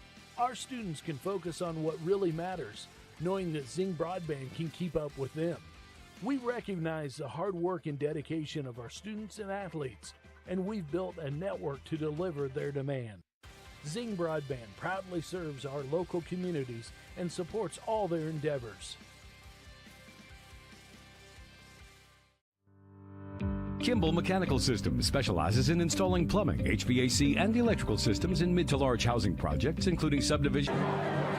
Okay, we're back with you after halftime. I want to just say, appreciate Absolute Construction and Harton's Furniture. They fed the team, and they had a nice sit-down meal at Coils today. I was going to say, they didn't just feed the team. They took them to Coils, man. Yeah, nice job, and appreciate all of them for feeding the team tonight on senior night, special night for them. And Ryan, I think you have Hubbard's halftime stats. All right, Hubbard's halftime stats. Prairie Grove had 12 first downs. Shiloh had 12 first downs. Passing, Patterson 2 for 4 for 70 yards and a touchdown. Miller 1 for 1 for 20 yards. Eli Wisdom 5 for 8 for 98 yards and a touchdown. So pretty even right there. 90 yards and 1 touchdown, 98 yards and 1 touchdown. Rushing, Miller 14 for 110. Wetzel 8 for 36 and a touchdown. Patterson 6 for 13 and a touchdown. Hubbs 2 for 1. Rushing for Shiloh, Wisdom 7 for 49 and a touchdown. Number 22, 1 for 13 and a touchdown. And then Bo Williams has 9 for 62. And so you look right there, almost identical numbers passing, very similar numbers with your running, except for the difference being Miller's 100 yards.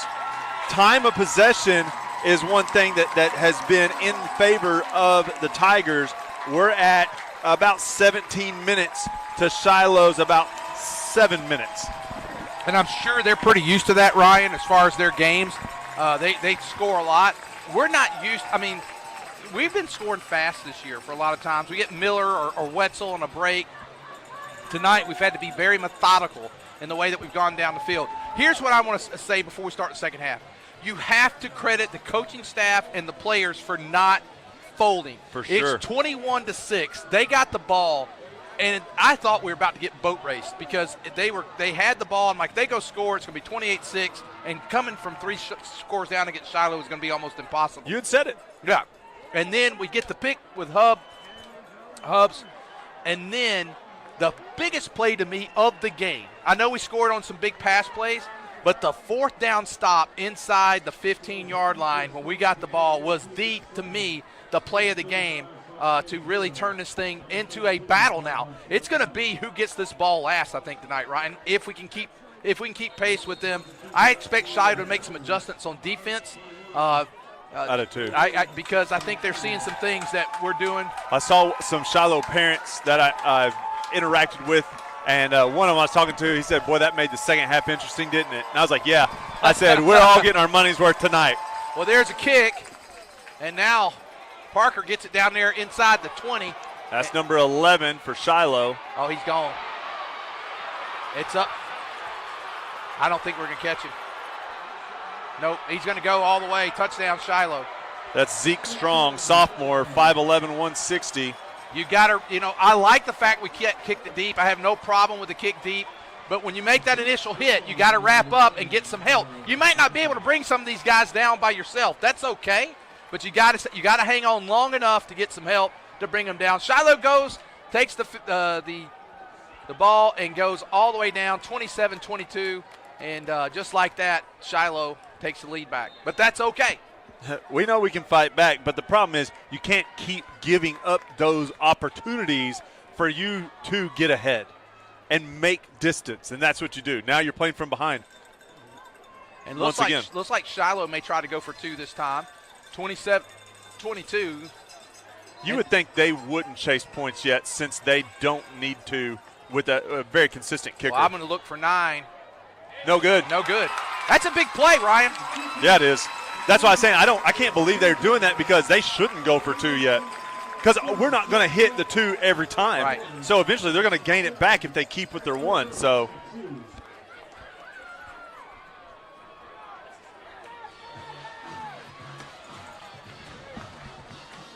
we're going to stay with it this time. Well, just like that, 14 seconds into the second half, Shiloh takes lead 27-22. And I saw when he got that. When we didn't wrap up the first hit, you said it. He's gone.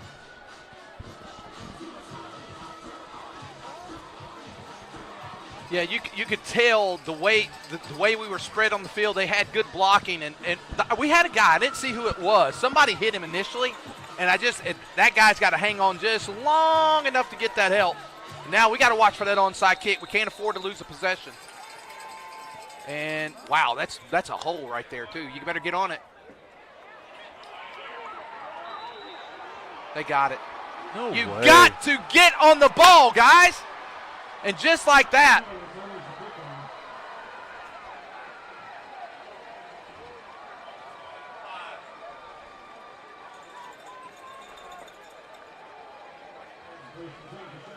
And that really changes things. Man, this is a roller coaster of a ride of a game, that's for sure. You got to get on that. You got to get on that. Now they're going to go, man. And now you're back fighting from behind, Ryan, just like that. And you just got to get on the ball. Well, and we've put a lot of people up against the line where we don't normally have a guy there, but we moved everybody up for the onside. But you got to know that's a live ball. That is a lot. And why? That's Landon Simrad. This time he's going to be short. It's going to be third down, but they got 2 downs to get this. And they got a possession back again, Ryan. That is what's hurt us tonight, is losing possessions. For sure. I mean, they're gaining 1 to 2 possessions per half. And when you're playing a team that you're having to chase points like that, we got him. 4th down. Great job by Rhett Morrell that time. He's in the backfield and got him down. And he gives up a lot of weight to most people, but he doesn't give up heart to anyone. Do they got a field goal kicker here? Be a 35-yarder. Actually, it'd be a 32-yarder. They're going to go for it instead. 4th down. Boy, this is the big play here. If I'm Wisdom, I'm doing it myself. Get him, get him, get him. No! Good night! I told you I'm doing it myself if I'm Wisdom. It's 10 on 11 there. You got 10 guys blocking for you. He's going to pick up the 1st down at the 1-yard line.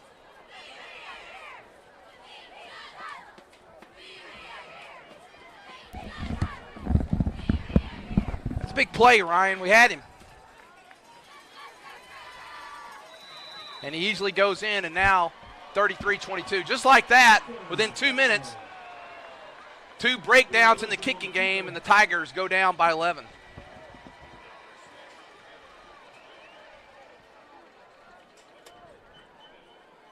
And it just takes the winds out of the sails. We started this way, too. I say we started. It was right there in the middle after our interception.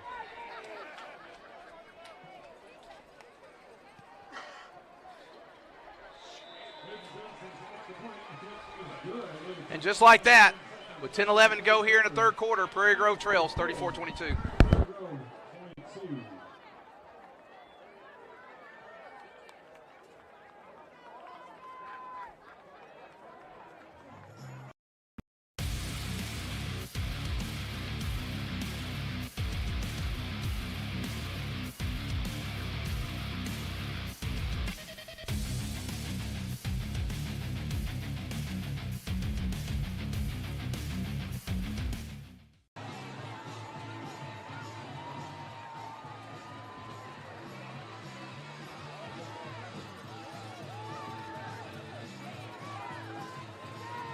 All right, Prairie Grove, they've responded once tonight, Ryan. Can they get back off the mat again? That's the question.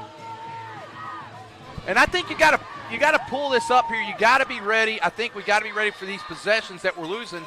We've done it a couple times tonight. They're going to go deep and let that go in the end zone. 34-22, and now the Tigers fighting from behind again, Ryan. We got to match it here. The good thing is, just like we're struggling to get some stops, so are they. They haven't stopped us very often. We've had 1 3-and-out, and we've thrown an interception. Other than that, we've scored on every possession we've had. The problem is that we've lost 2 possessions on onside kicks. And we lost the possession with a pass of the end. You know, we had to. Well, that was the interception. Yeah. Tigers 1st down and 10. Ball at their own 20. First possession of the 2nd half, and Shiloh's already had 2. Miller, boy, they really played that well that time, waiting for him. Well, and we've set that up all game, kind of doing that movement of the tight end late, getting the matchup that we want, and we've done really well on that play. So now that they're understanding it, switching to it, what's your counter punch to that, right? So we've punched. What's the counter now? Luke Vance will run the play in. We'll go in a over set. Then we'll move out to a 2 set, so a different kind of alignment this time. And it is give to Wetzel. It's going to be our read look there. Not much there though, Ryan. This is what we didn't want to get into in the first half, and we've gotten into a tough time in the 2nd half.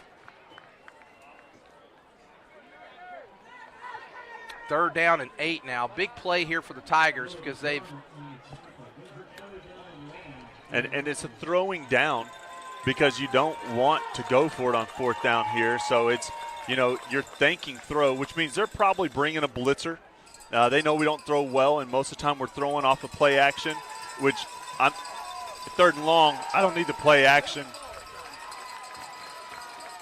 And now Patterson rolling to his right. He's got him if he can get there. No, overthrows. Just a hair overthrown. Great look that time, though, and good pass by Patterson. Yeah, just really a hair good pass. long. That play looked correct. We just didn't execute. I mean, we're a yard or two long there.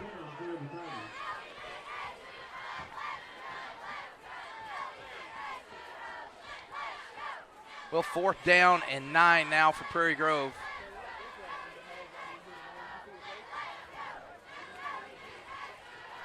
You know, as much as we're saying some of the stuff that, you know, that we're doing, you've got to credit Shiloh. They go for those things. They go for the onside kicks. That's not just by happen chance that they're doing those things, Ryan. That's part of their game plan. It's part of what they do.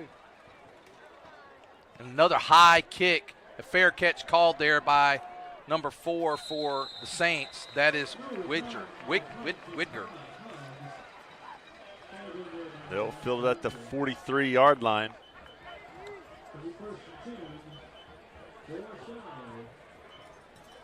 Going to need a defensive stop here, Ryan, big time.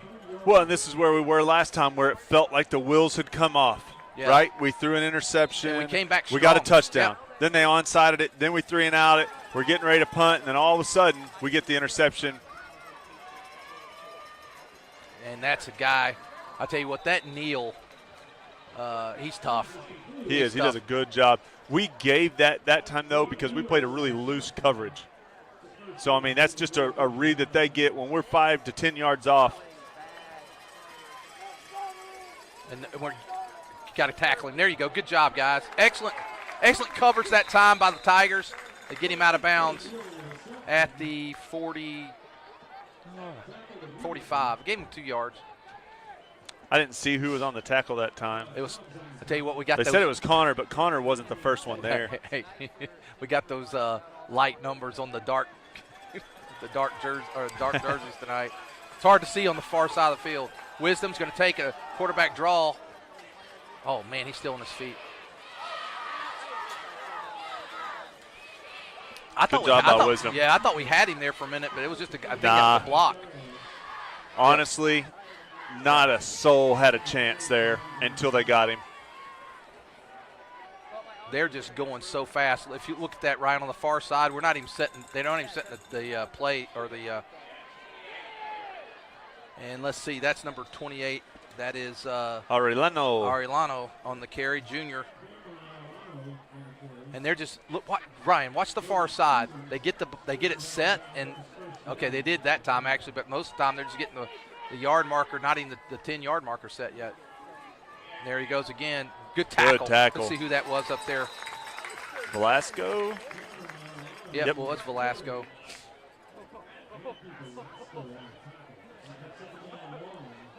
Ryan, as much as we held the ball in the first half, we've held it about 2 minutes here in the second half. We're halfway through. So Shiloh's had the time of possession here in the second half. This is a keep by Wisdom. Boy, that's a hold. We got Good him job. that time. 3rd down.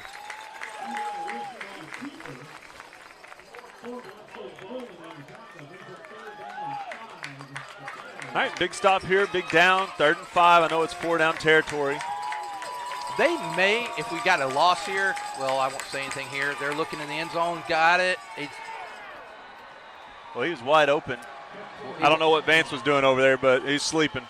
No, I think actually, Ryan, I was watching. It was just a good cut by the receiver. He does good route and touchdown for the Saints. And boy, they stretched it out quick halfway here through this 3rd quarter. I think the game changer for me, Ryan, wasn't the return kick. It was the onside. The onside. Yep, that really changed the momentum of the game.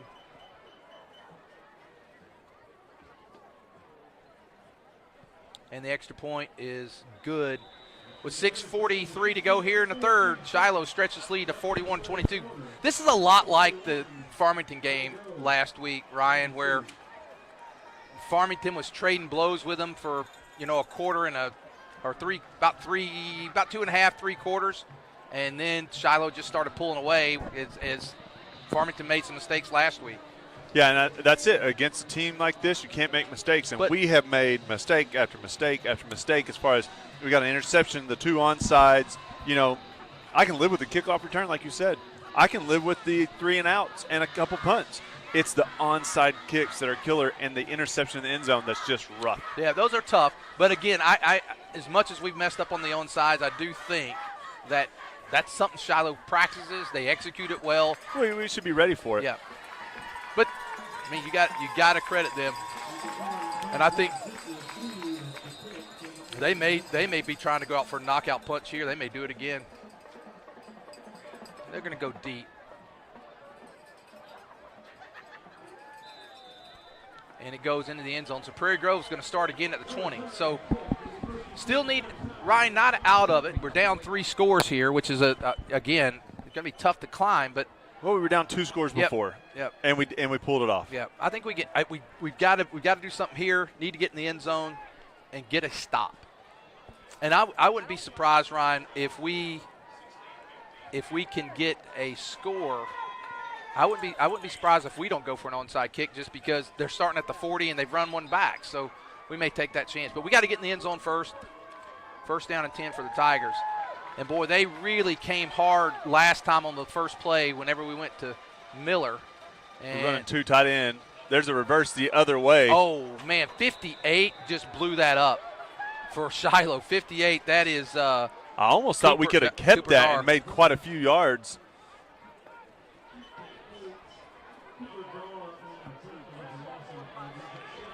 Second down. Well, that was a great play that time by Dar. I mean, he was just in the way. Just blew it up. I'll watch this eventually, watch it back, and it almost looked like, though, that the sweep was wide open just because they're keying on Miller, and Hubbs was the one that got it first because we ran the reverse the opposite direction of normal. And it is Wetzel not going much. So what was working there in the first half, I told you, Ryan, they would make some changes, and they have. And they have. And, too, we hadn't got the ball in Miller's hand much. And that's kind of your guy. That's kind of who you got to ride to the end of this race. So 3rd down and 11. We've been just haven't had much success here in the second half. This is our second possession. We went 3 and out the first time. It's a big 3rd and 11, Ryan, because we got to find a way to get this 11 yards.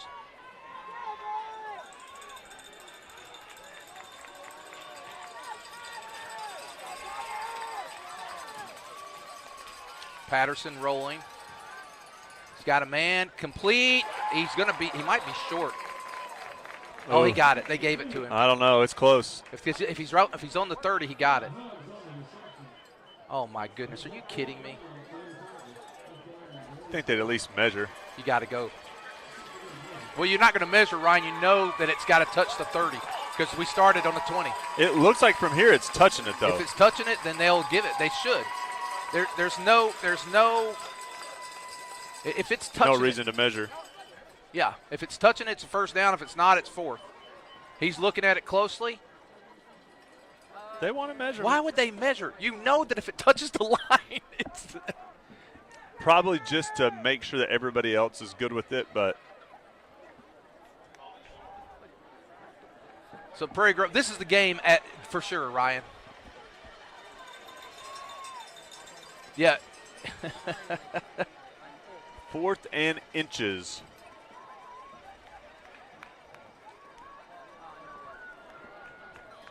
And you want to trust Camden and Corbin and Ryder and Jamin Rowe. That's your interior guys there.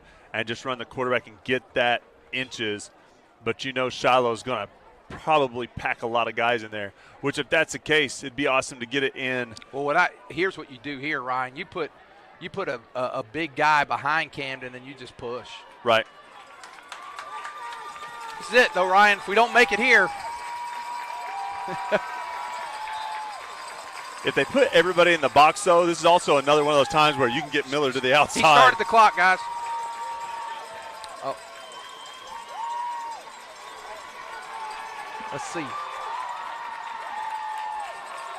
Well, we Direct snap to Wetzel to the outside. He gets it, though. I am shocked we did that, right? We did it last week, too. I'm glad we got it, and I'm so happy. But, man, when you snap it back there, what you've done at that point, Ryan, you're giving up 5 yards when you got an inch to go. But we get it. First you just down. hope that everybody is concentrated on that quarterback sneak. So you got to sell that quarterback sneak as you're doing it. Yeah. And that time, I don't think Patterson even looked like he was doing the quarterback sneak. I think he just stayed still.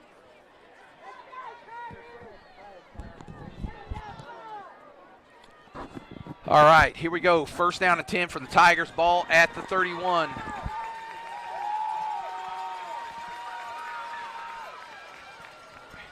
He's just not getting anything right now. They're really penetrating key in there. Miller's had, I believe, 2 carries in this half or 3, and all of them have been for losses, Ryan, if I'm not mistaken. Correct. But he was the leading rusher in the first half with 110, and so you feel like you got to keep you got to keep going. touches. No, you got to do it, but he's just not quite. But if they're keying on him like that, what are they giving up? You know, that's the thing. Yeah. So if they're going to stop, Belichick was great at that, right? Saban's great at that. They stop what you do the best. So it's in how do you beat them with the second option, the third option.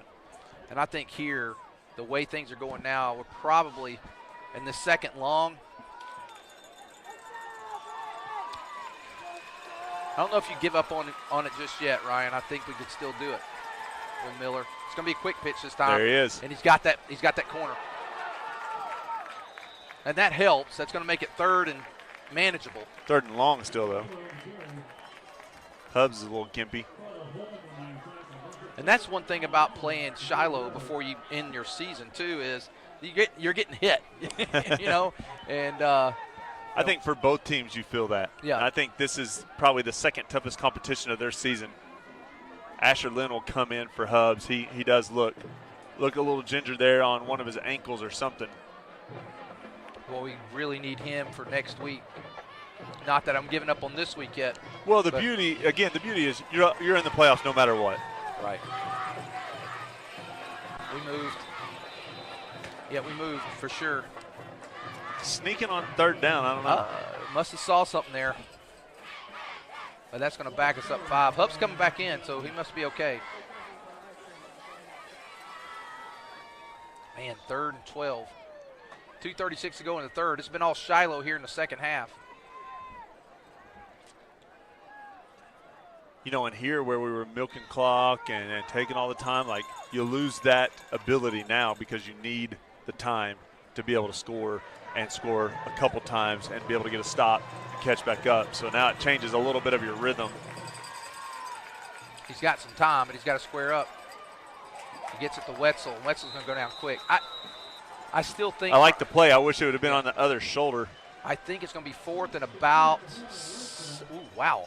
I thought he got a little further than that. I thought he got to the 35, but he's at 34, so it's 4th and long. I think my guess is here, even though he's going to punt.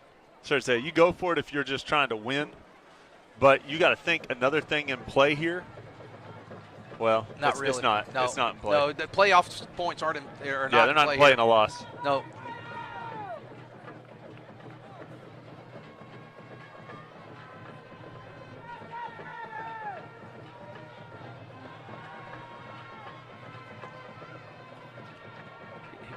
Connor's done a great job of punting tonight. Oh, there you go. Good job, Rhett. Rhett.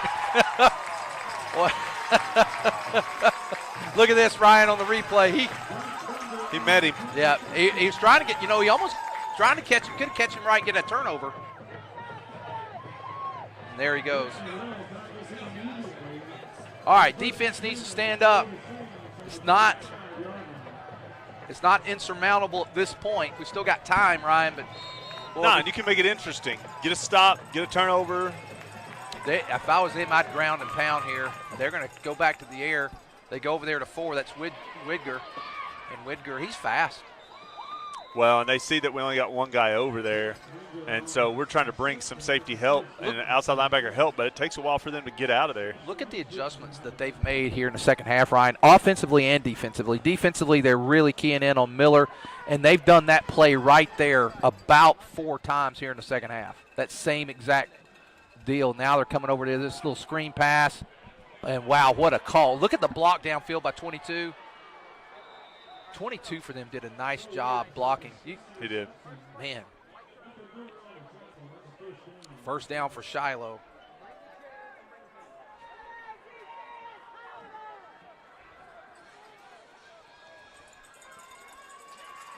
First down, 10 for Shiloh at the Prairie Grove 30. Well, we need a turnover. Come on, throw us one, Wisdom. Oh, he's wide open. That safety's just standing in the middle that's of the field. it. A touchdown there. That's going to stretch Shiloh to 47 to 22. Now, Ryan, it becomes a little more difficult to overcome this. Sorry to say that you may have just put the fork in it now, but our safety's just kind of standing in the middle of the field. There's a guy that just crosses his face. They actually had two guys open that time. Really had a choice. There's play on replay. See, Neal was also open, and they take the lead now 48 to 22 with the made extra point. There we go. Well, 42 seconds to go here in the third. It's been all Shiloh here in the third quarter, leading 48 to 22. Back after this.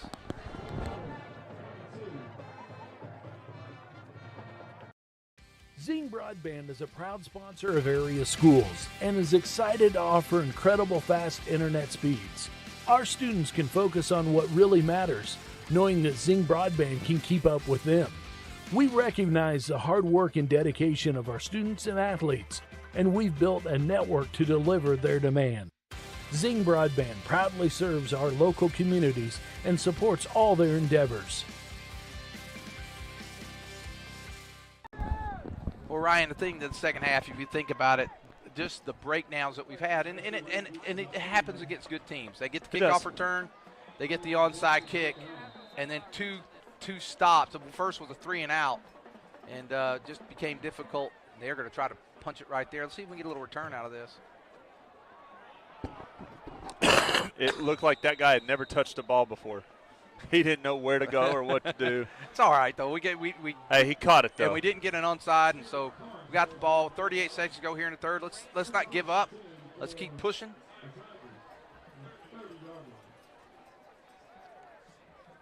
I would love to see the fight. Make it a ball game.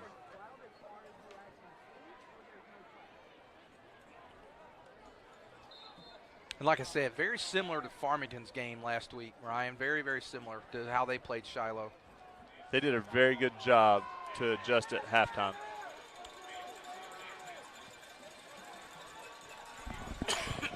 Here is the give. It's Miller.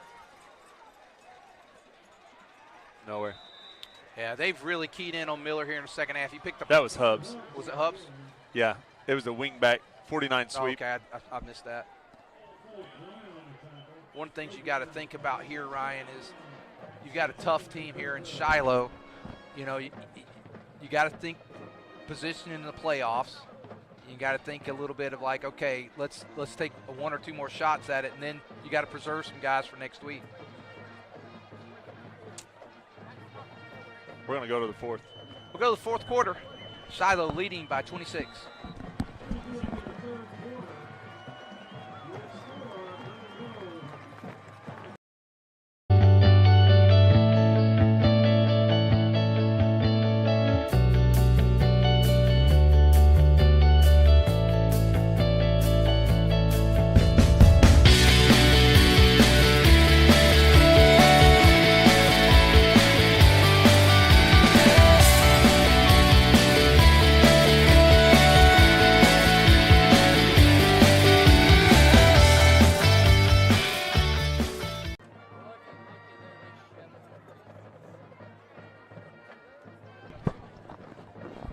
All right.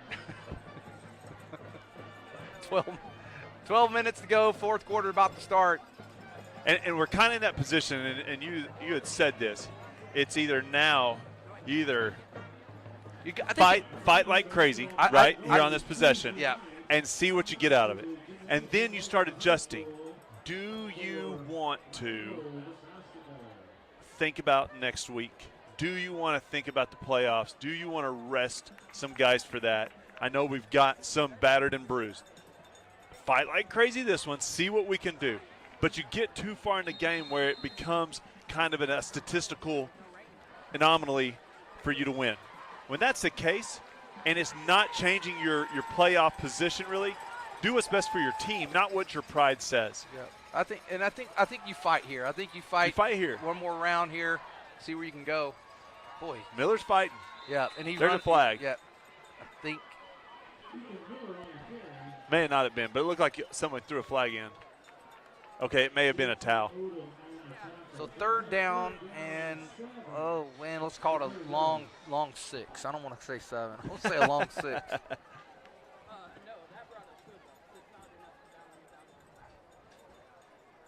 I'd love to see Patterson get out of the pocket here and have the Velascos and Wetzels and Hubs, places to dump it off. I'm hesitant to say this. We've done a good job for the most part tonight, giving him some time.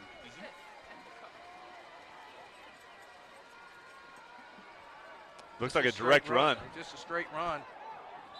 He's going to get close. He's getting closer. Easy. Moss is always one to get super frustrated. And that number 59 took him to the ground because he didn't like being blocked that long, that hard.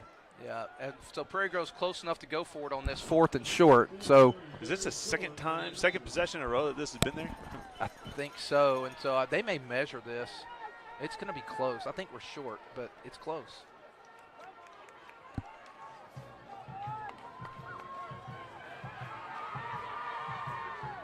Well, it just depends on their. One of the things that I've seen more of lately, even in the pro ranks and college ranks and high school, you don't have as many measurements as you used to. No, you really don't. And a lot of that, I think, is because they're trying to speed up the games. Speed up the game, and you kind of say, okay, if it touches this line, we know where the marker is. I think they've done a lot. You see a lot less of it. Now, this was close enough for a measure, so it must have been. But you really also have the replay in a lot of those times too. Right. So you don't have. There's some forgiveness there. They may have got that. We did. Wow, we got it by. We missed the last one by an inch. We got that one by an inch. By the mud on the ball. All right, 1st down and 10 at the 39-yard line. 10:52 left for the Tigers. Down 48-22. I say keep fighting here. I keep fighting. You got this possession. This possession. Then let's try talk the about onside. Statistical anomalies. Yeah, and then you try the onside. And if you don't, then that might be where you say, okay, because next week is position. If assuming we don't overcome this deficit, next week's the playoff positioning. And here we go, quick pass. Dump. Velasco. Picked off. And he gets it. That's just went off Velasco's hands into the hands of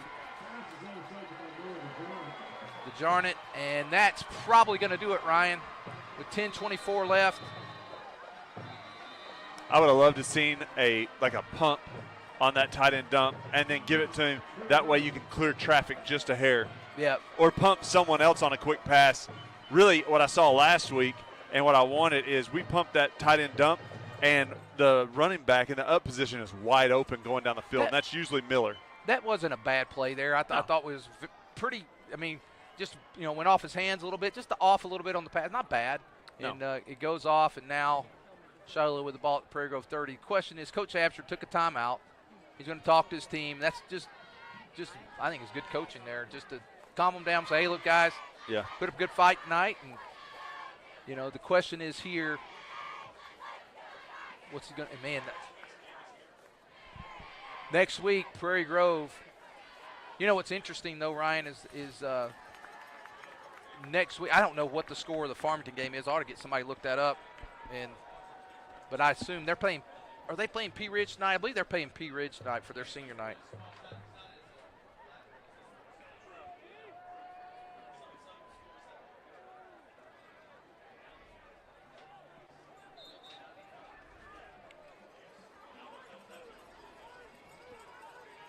Let's see.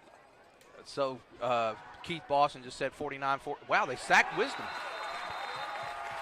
Velasco. Now you got to like that, Ryan. Good fight there by Velasco.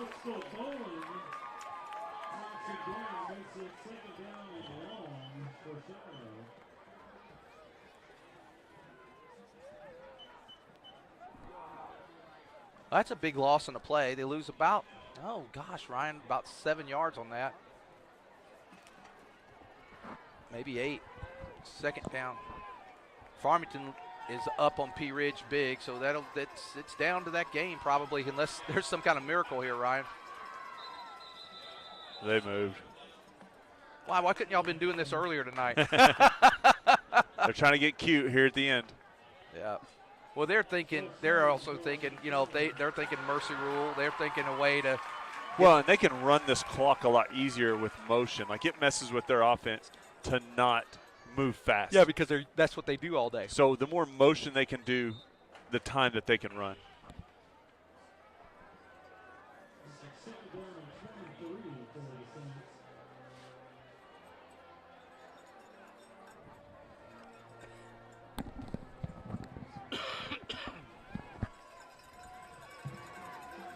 Second down and long for the Saints. Wisdom dropped straight back, little scream. Oh, it hit the ground. Good thing. Third down and long. Here's the thing with Shiloh. They're going to go for it even if it's 4. Why wouldn't you? Yeah, well. I mean, you could punt it right now and get them pinned down at the 1, but, I mean, why take your foot off?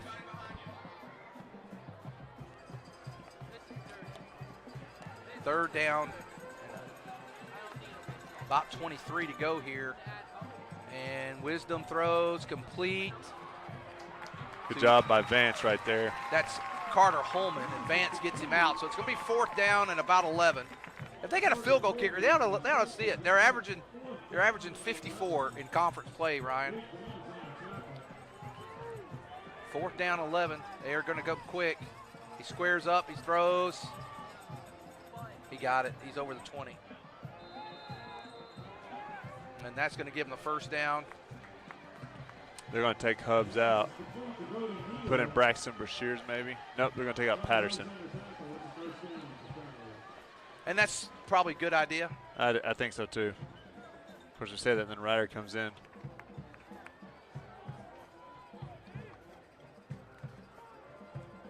There's Williams. Williams fighting hard. And There's Ryder. Ryder took him and Rhett out. Yeah, Rhett in there on the play. See, Ryder, I'm taking him out at this moment too. I want him to be healthy. Comes Moss back in the game. Ryder does come out.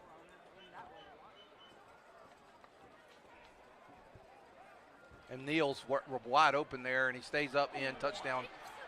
Asher didn't make the tackle. Yeah. I tell you what, though, he is a hard guy to bring down one-on-one. You got to, if you're going to bring him down. He's got 1,200 yards on the year before coming in the game. I mean, he's a great player.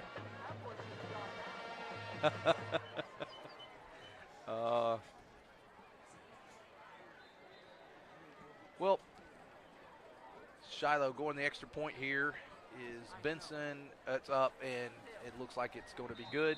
With 8:05, Shiloh has scored 30. Let's see, what are they? They're at halftime. They scored 33 points here in the second half, Ryan. Yeah, it's been a lot. And if really, and we haven't done anything. Yeah. Punt, interception. Yeah. Let them have two onside. Yeah. I mean, kickoff return. Like, we just look. It's like we came out of halftime, and all the momentum was theirs, but it wasn't. The momentum was ours. Yeah. But that kickoff return. And then the onside. I think the onside was where the momentum. I think we're like, okay, you guys scored. We'll come down and score again. I think the onside kick was the gut punch. Yeah. That really did it there. Not just the onside kick, but the fact that in less than 2 minutes they went, 20 yards and scored again. 2 touchdowns within 2 minutes. My guess is here Shiloh kick it deep. They lead by 32 points. And is that Edwards? Yep. Edwards looking for a little room. Still on his feet. Edwards going to get up. Edwards, hard run up to the 32-yard line.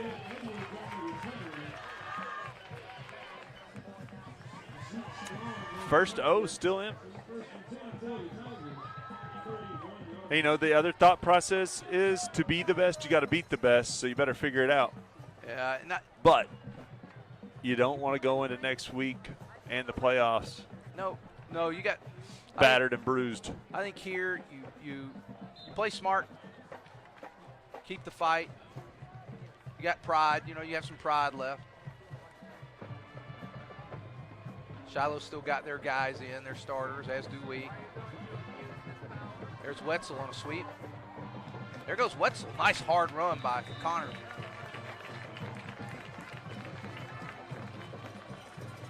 And I think what I'd like to see, our crowd was really into it, you know, really, up through the we half. had a great crowd tonight. So what, you know, all of us, you know, the crowd, you, I, we all got disappointed there at the start of the third quarter, just the way we started. But, you know, I think what would be a good thing tonight, I hope our crowd will respond at the end, you know, giving our team a round of applause because they fought hard and just, you know, sometimes just made mistakes. Yeah, made some mistakes. And a lot of it, the onside kicks. Yeah.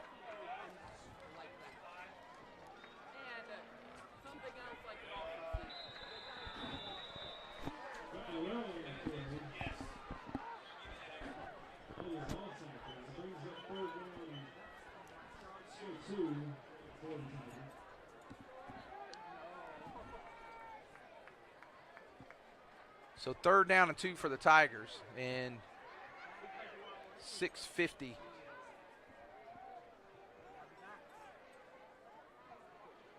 And that was You got Rhett in that was Rhett fullback. Merrill on that carry, and we moved. Oh my goodness! And then you got Wetzel in at halfback. Yeah, they took Miller out, which is Smart, probably a good thing. And man, you run a quarterback sneak, get a false start. It's a tough one.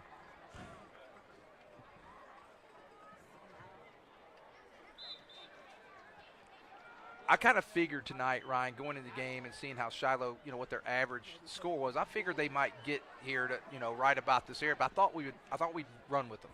And I thought we would have. I think the thing is, I think it would have been lower if we could have had that ball control that we did in the first half. But just, you know, unable to do that. Now it's 3rd and long. Quick pitch out to Wetzel. Wetzel's got the corner. I think he cut up. Jamin didn't block a soul there, though. Jamin, you got to get a helmet on somebody.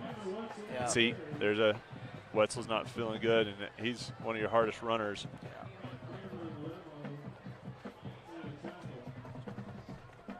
And that's the danger right there. Appreciate you playing hard. Yeah, but that guy, he took a good hit. That guy's got a lot more games to play. And now they're going to bring Miller back in. It's 4th down, and it looks like Prairie Grove will take a time. Well, maybe it's an official timeout. It's official timeout. They're going to tend to Wetzel. We'll be back after this. Drivers LLC is a local family business serving your disposal needs since 2010. We are licensed haulers providing 15-yard dumpsters with prompt and friendly service. Please call us today for a free quote at 479-966-5878. Please like and share us on Facebook. We look forward to serving you soon.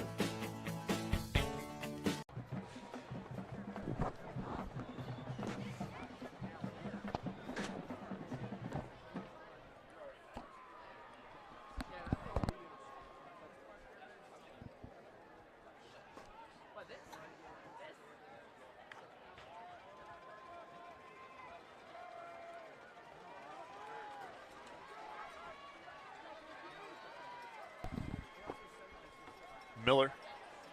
Jamie gets on a guy that time. There's Miller. Miller with a nice run.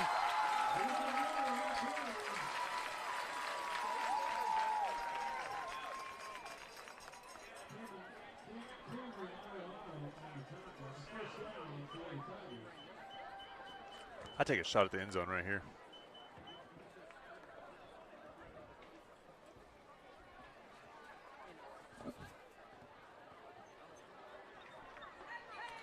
Well, I think, you know, there's a good run that time by Miller. Gets it down to about the 25. And now Patterson rolling to his right. Completes it. Hubbs. Still on his feet. Hubbs inside the 10, down to about the 6-yard line.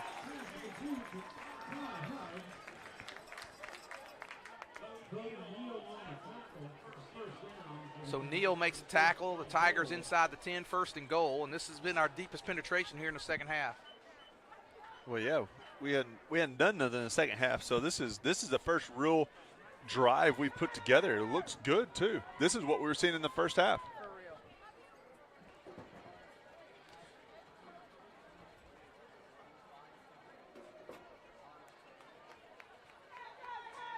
And what would that be, Quentin? Miller. He's going to be knocked out. I believe he went out of bounds here around the 5.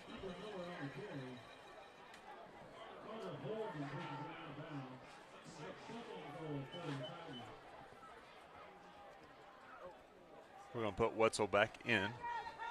So that's a good thing, though, to see him back in. Yeah. I mean, just that Hopefully it's just a yeah. little stinger or knock the air out of him or something.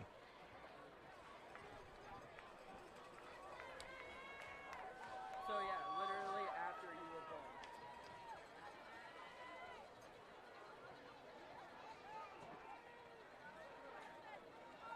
born. Wetzel. He's going to be down about the 3. We're down to 3 minutes and 45 seconds. Ryan, we got to think at least about David's Roofing player of the game. And man, that first half is where you're going to look at. And there's 2 guys, kind of 3, but 2 guys that really stand out to me. Well, let's see what happens here. Let's see if someone wants to go get him another tutty. 3rd down, goal from the 3. And it's going to be Miller. Wow. Boy, they really did a good job. Wow, there goes Miller. Looking, he's staying on his feet. Going to be knocked out of bounds. Boy, they did a nice job stringing it out that time.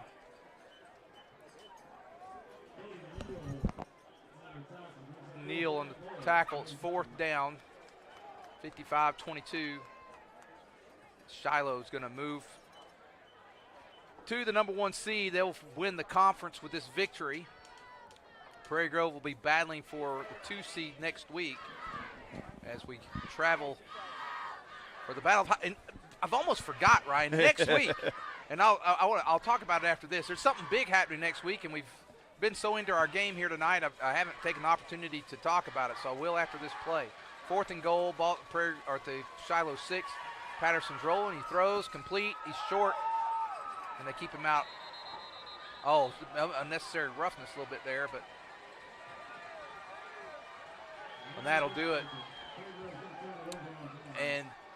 But I was going to say next week, Ryan, we're being powered now by Southern Sports Network, and next week they're doing the whole shebang. They are going to get down to Farmington, to Farmington's facilities next week at about 5 o'clock.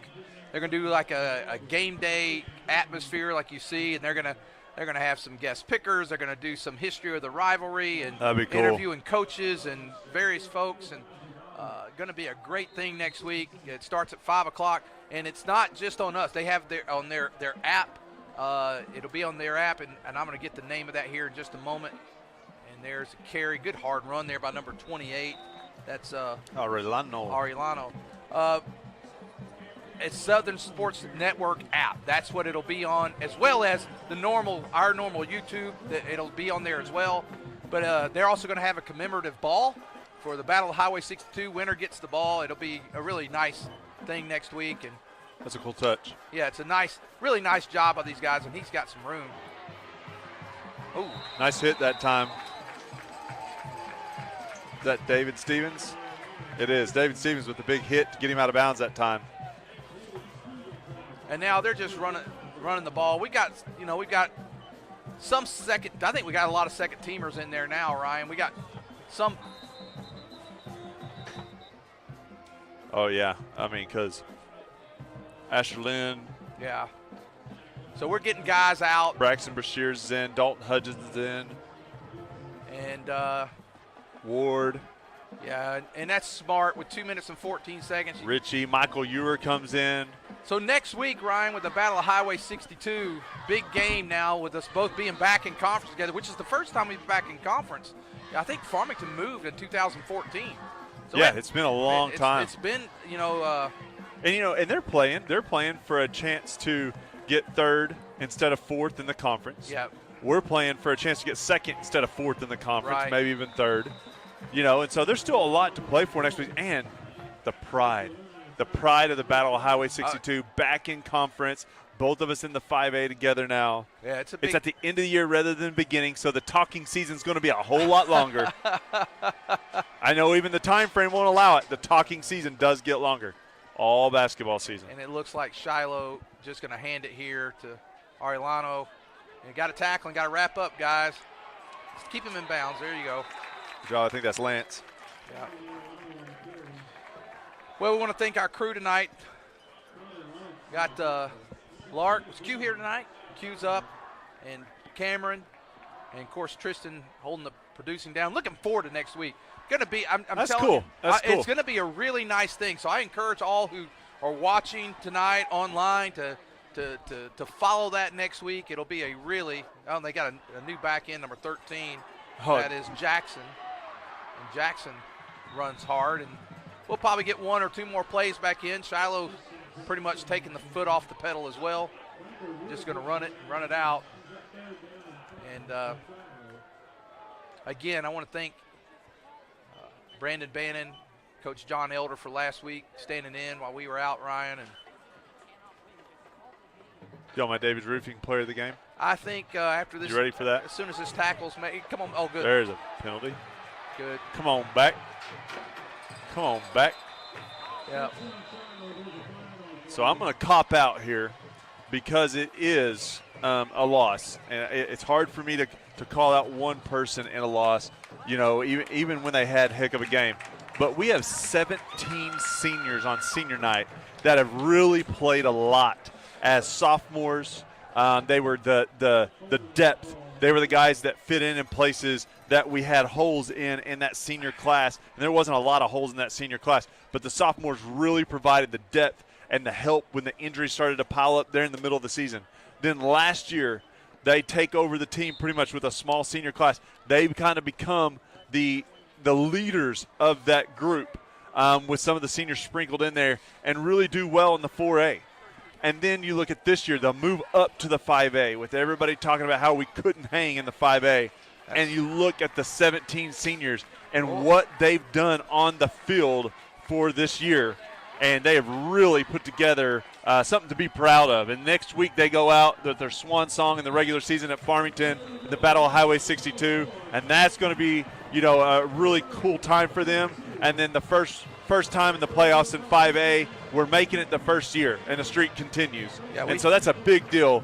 Seniors are my David's Roofing player of the game. Well, that was a long I filled that whole thing. That was a long explanation. As you talked, the game ended. And we thank, again, our crew. Congratulate Shiloh on a well-deserved, well-earned victory. And Prairie Grove will lick their wounds and get ready for Farmington for the Battle of Highway 62. Remember, tune in beginning at 5 o'clock, pregame show. Southern Sports Network going to really do it up right. They've been working with both schools. Going to be a great evening. For Ryan Cook, I'm Lynn Gregson. Have a great night, and go Tigers!